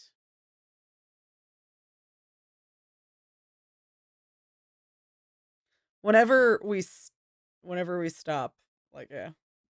Go ahead. No, Julian just like when you say that, Julian just like sets his jaw and nods, but doesn't say anything.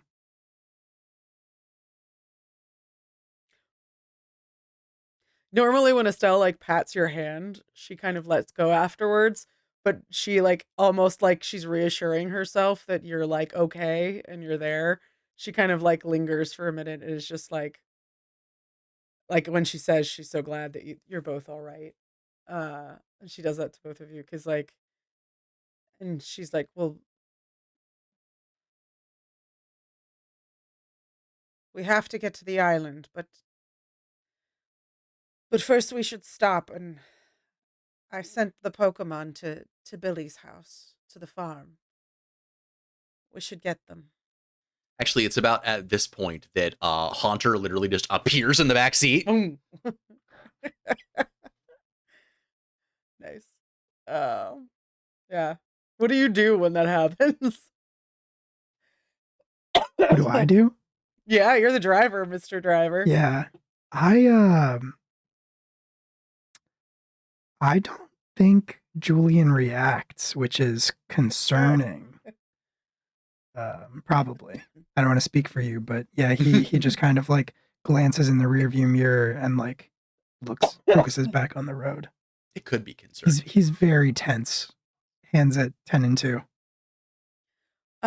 She directs you down to an old wharf along the side of the island where, gosh, what is the name of that little island niblet I don't. that we talked about? I don't think we actually named it. So if you Okay. want to give it a name, feel free.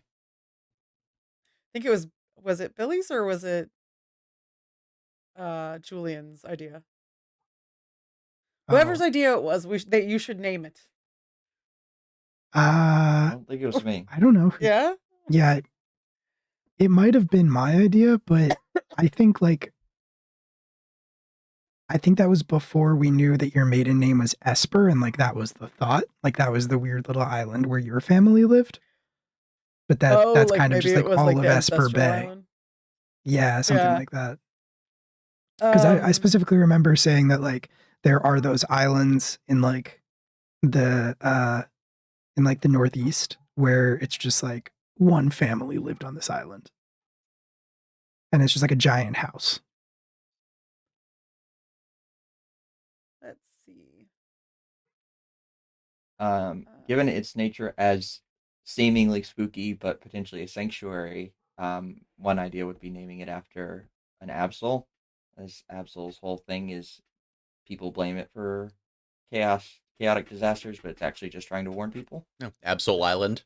Absol Yeah. Island. Yeah, I Absol like that. Island. Boom. We Like- got it. Boom. All right.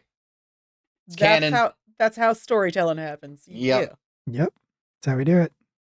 As you can see, we are all dedicated to crafting only the finest of narratives for you here on the Missing Numbers stream. It's almost like Marshall has So- created a Pokemon tabletop system where he has to name a lot of locations and things I know, On man, the fly. crazy. Mhm. On the fly. on the fly. And therefore has developed a system for it. Mhm. I don't know how to spell that thing. Absolutely. You absolutely nailed it. So she directs you down to a little wharf across from the island where there just- happens to be a dinghy. You just coughed and the caption said coronavirus. Jesus. You didn't let's see say if we can do it anything, again. but it All right. Nope. No. Nothing. was a one-time thing, but it's on the VOD All right. One forever. time only. We're gonna clip it. It's gonna go We'll into clip the it. internet forever. Yeah. Anyway,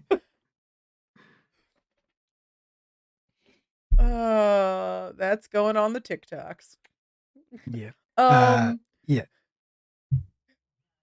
At any See- point, do either of you confront Billy about storming into the house? No, so yeah, as soon as we get out of the car, she's gonna confront you both about that.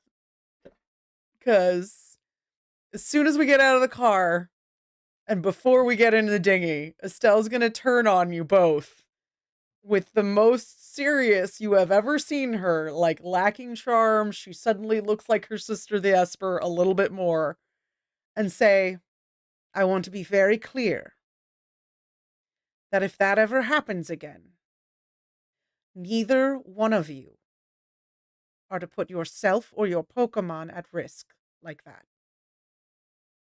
This, I am an this, old woman, and I have lived my life, and I will not live the rest of my life knowing one of you two got hurt for me. Estelle, it's my job. No, I'm Billy. the gym leader. No. That's that's what I'm You are supposed to do. you are a dear and sweet boy. You both are. I can't tell you how much it means to me that you came for me like that. But I want you to know you can't do it again.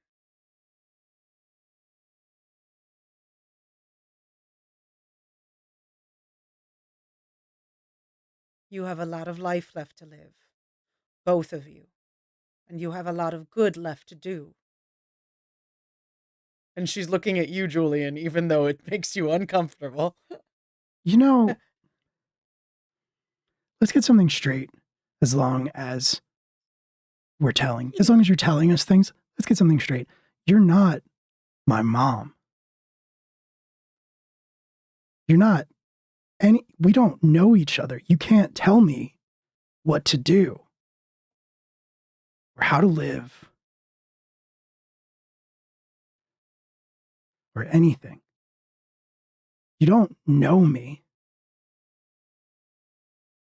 Neither of you do. Oh,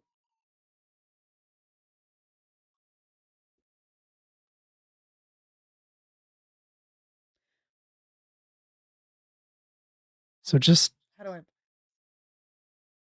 just stop. First of all, I have never acted like your mother. If I were your mother, young man, this would be a whole different conversation.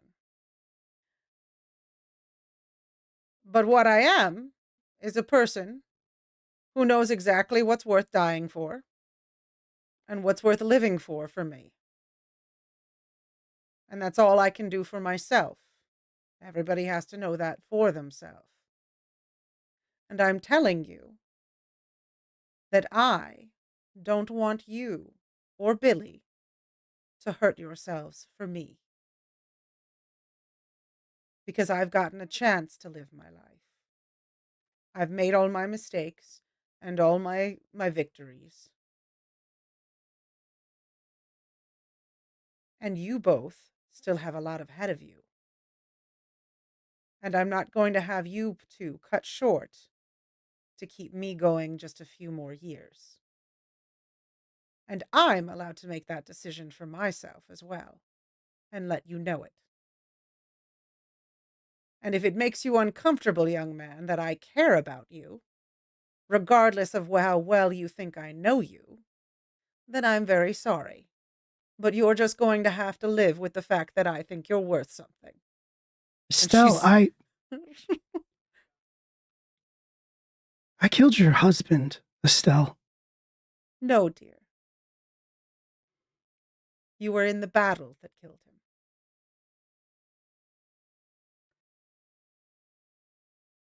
Wouldn't have happened if I hadn't.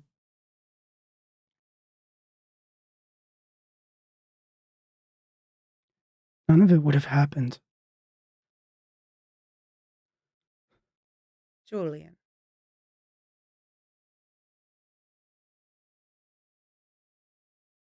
People die.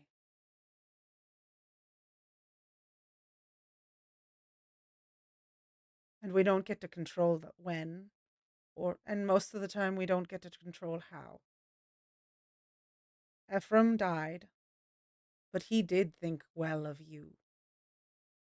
And if you think he died believing it was your fault, then you're wrong. And if you think I've lived all this time believing it was your fault, then you're wrong. And I can't decide what you believe about it.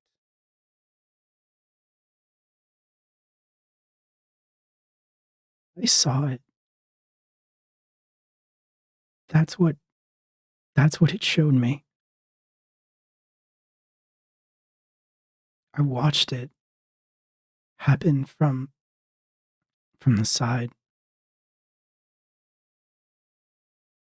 I couldn't I couldn't do anything about it. You How many nights I laid there thinking about if I could just go back, step in, say something or do something, stop it from happening, and I was there. I was in the room. I watched it happen again, and I couldn't do anything.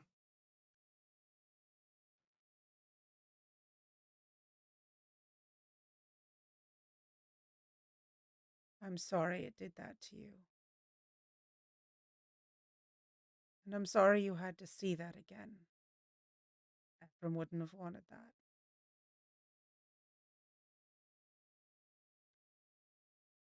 But, dear, there has to be a point where you look at it and know that even if you can't undo it, it's not your fault. It's not your fault. Ephraim believed in what he was doing, and mistakes happen. We're all human.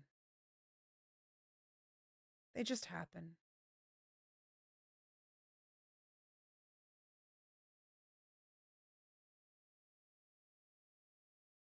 And if the mistake hadn't happened with you, it might have been with someone else. Or it might have been at the gym one day when he was working with the Pokemon. Or it might have been out on the street. You didn't take him away.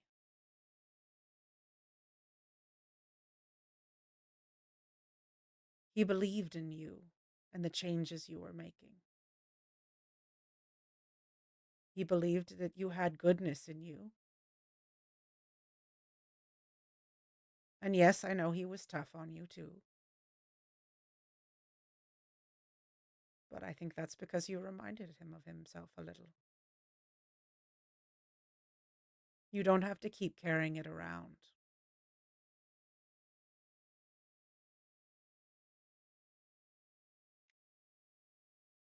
Uh, Julian just kind of at a loss. He's sort of standing there with like his chest heaving and his fists clenched and just staring at Estelle with these like very uh he looks like he is not letting himself cry, but he's very close. And he sort of like feels something bump against one of his hands. And he looks down and out of the truck, the the ball toy that that his sister gave him just kind of like nudges his hand, and then like looks up at him. He looks down at it and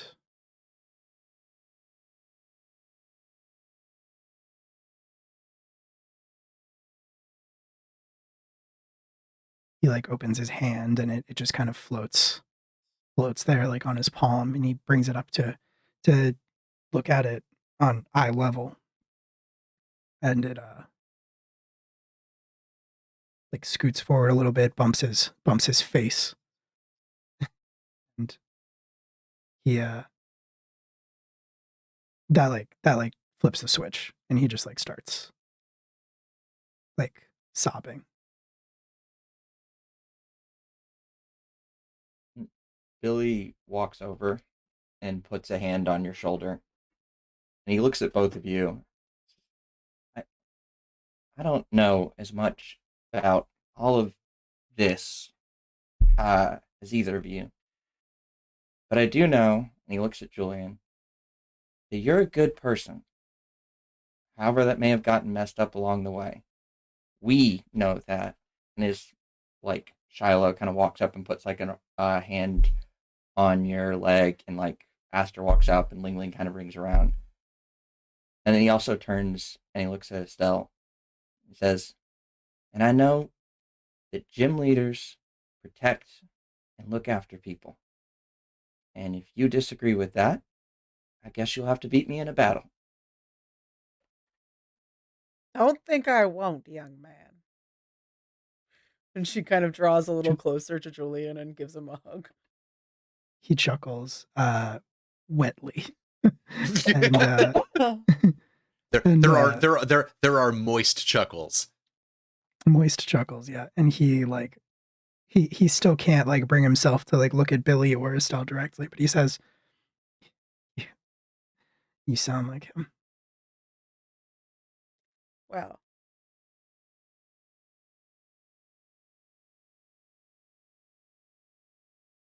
I suppose he does.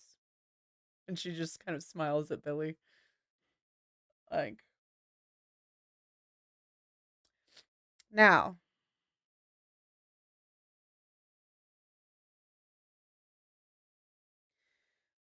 who knows how to row a boat?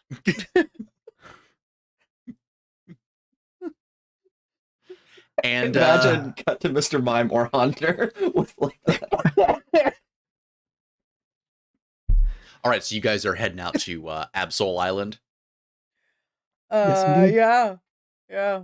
We're gonna feel the wind and the spray on our faces and head out towards the island as Estelle, I think, on the trip describes the sort of vision memory she had of her father and the information he was hiding there. Actually, no, yeah, I like that the notion. Yeah, Mr. Mime just like mimes an outboard motor, and yeah, is propelling you guys through the water.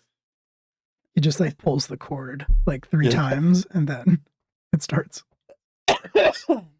Survivor's guilt is in fact serious. Yes. I see you, chat. Mhm.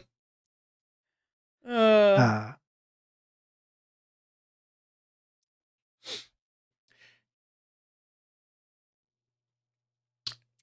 So you begin heading out towards Absol Island. I don't know. Why don't you guys chat a little bit about whatever some things are you might have heard about this place? Living in Esper Bay, it is sort of a semi-legendary. Not many folks go out there. Oh, didn't we write something about this at one point in I our don't remember, super secret Discord? but I have a thought. Go for it. Yeah. I don't remember if we actually wrote stuff for this, but my thought is that at some point in Esper Bay or Meldarva history, there was another family here that was a feudin with the Espers. They were they done were a feuding with the They done were a Espers. feudin. And Yeah.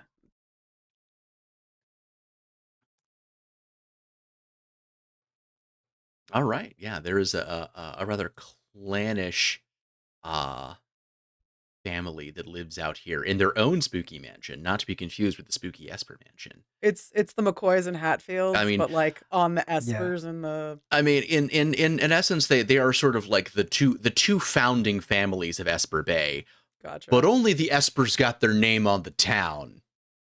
Mm. But Yeah. also, I'm going to say they also this family also was sort of responsible for running the lighthouse uh, that guided ships into Esper Bay for many a long time and many a dark and misty night Ooh. out in the sea. Is it nighttime right now? It is. It's getting a little darker. Okay, yeah. I was picturing nighttime with the whole like my house blowing up part, but I wasn't sure.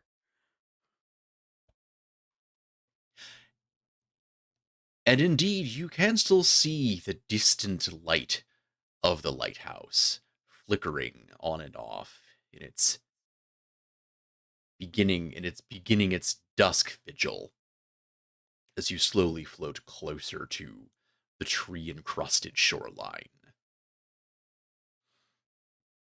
It is just about dark as the boat at last washes onto the rocky beach.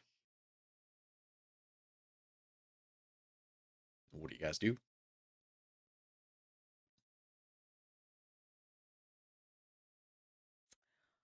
Uh, I think Estelle takes this moment to look around and see whether this is the correct side of the island that she remembers her father's boat coming up on. It looks broadly similar. You don't think you're in the exact same spot, but Yeah.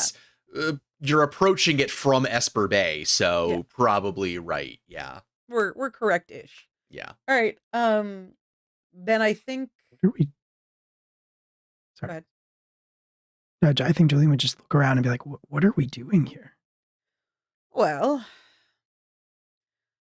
I think there's a fairly decent chance that my father's research is here.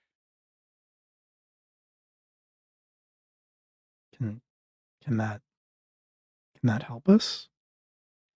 Well, it might help us or the professor figure out what's going on and whether we can fix the Pokemon before all of this becomes much, much worse.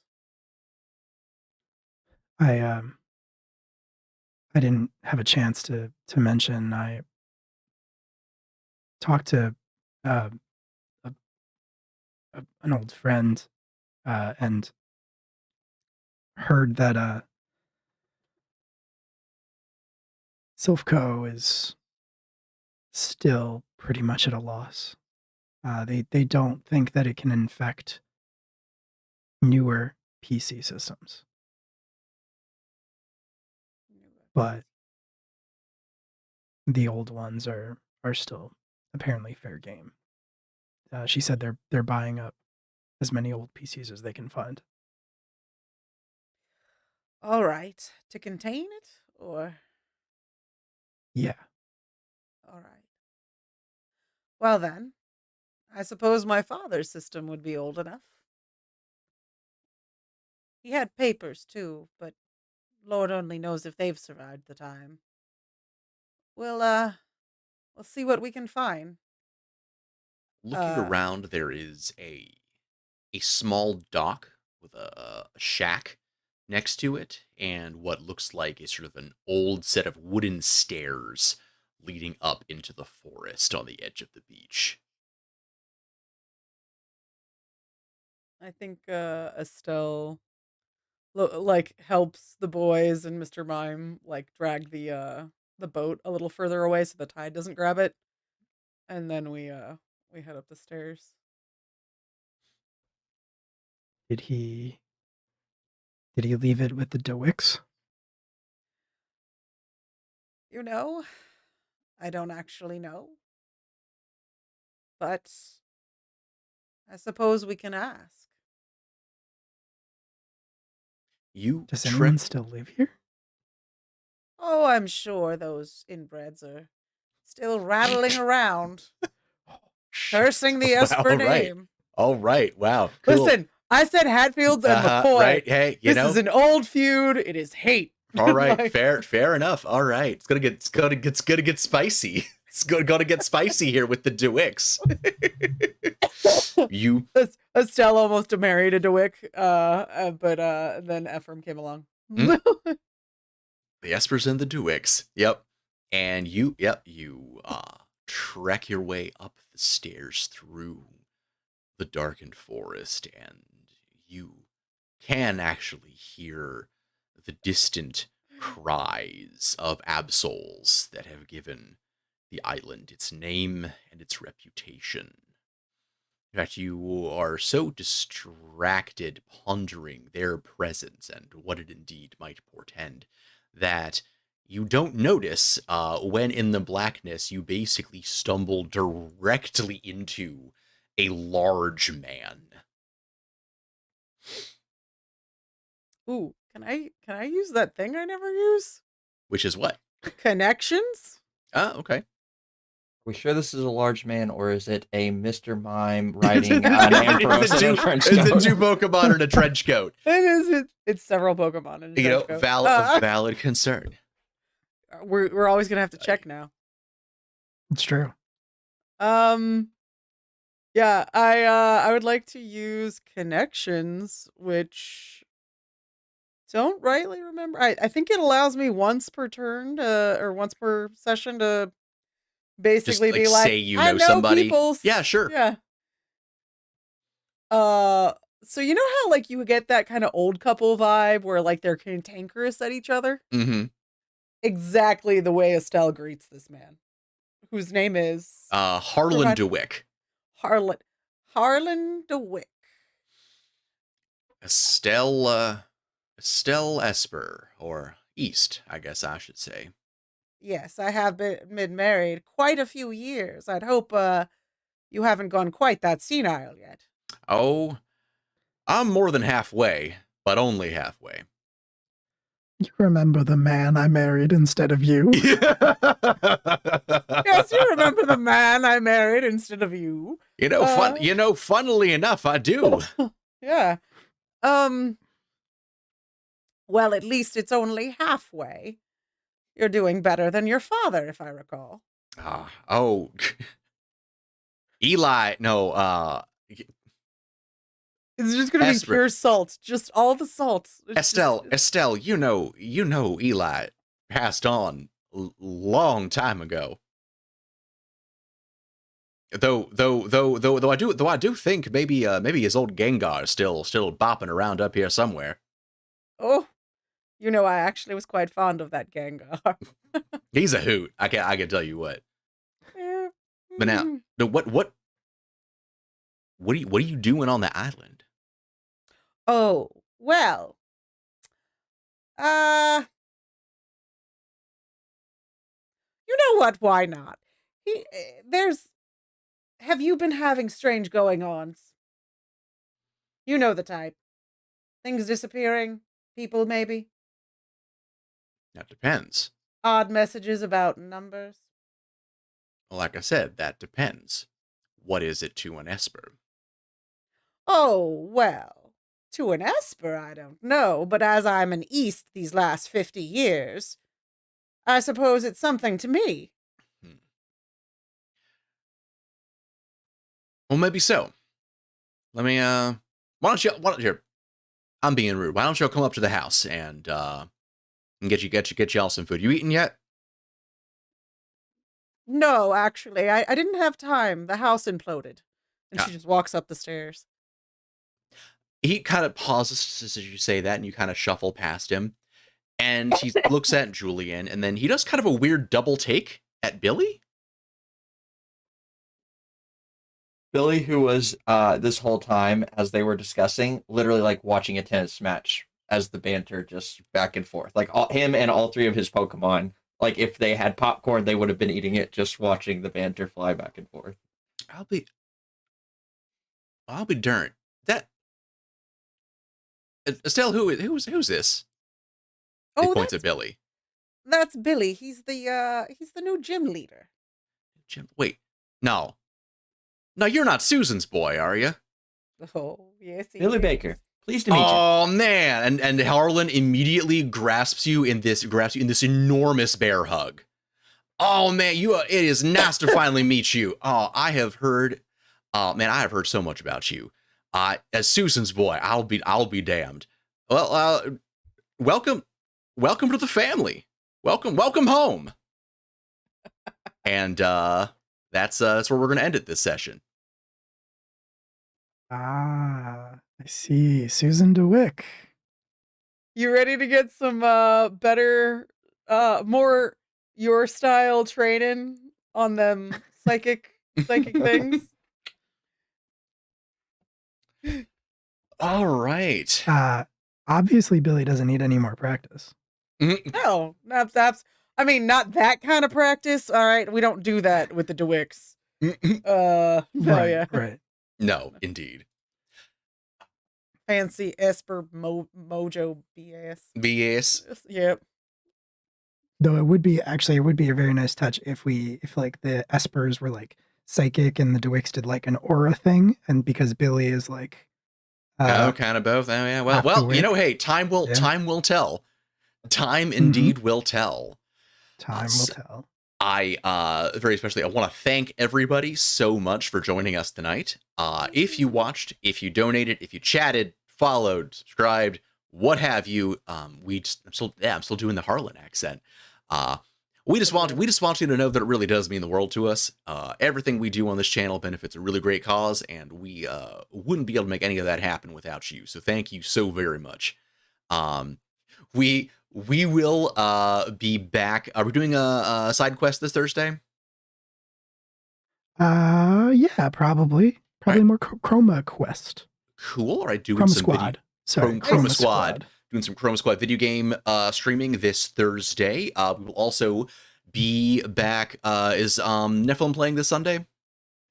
Yes, Nephilim is playing this Sunday and next Sunday. It's our two-part finale. Two-part finale. Two-part series finale. You don't want to miss it. Yep. And then next Tuesday, we've got class reunion. Will is running, kind of, isekai D&D game, and then we will be back in 2 weeks on May 3rd. How this year is flying by, with more Missing Numbers. If you would like to know when we are going live and what we're getting up to, you can follow us on Twitter at Live from the APOC. It's going to be up there on screen somewhere. You can also join our Discord community, which is full of a lot of awesome and friendly people and is generally just kind of an awesome place, though maybe I'm biased. We do community nights in there as well. We all play games together off stream and watch bad movies. It's really just a nice group of people, and if you would like to get to know us better, we would genuinely love to have you. I think at long last, that is going to be enough talking from me, so thank you all so much. Again, we're going to be disappearing in just a second, but do not go away because we're going to be raiding one of the many other great TTRPG creators here on Twitch. So please be friendly, say hi, and tell them that Live from the Apocalypse sent you. All right. Have a good night, everybody. Thanks for joining us, and we will see you next time.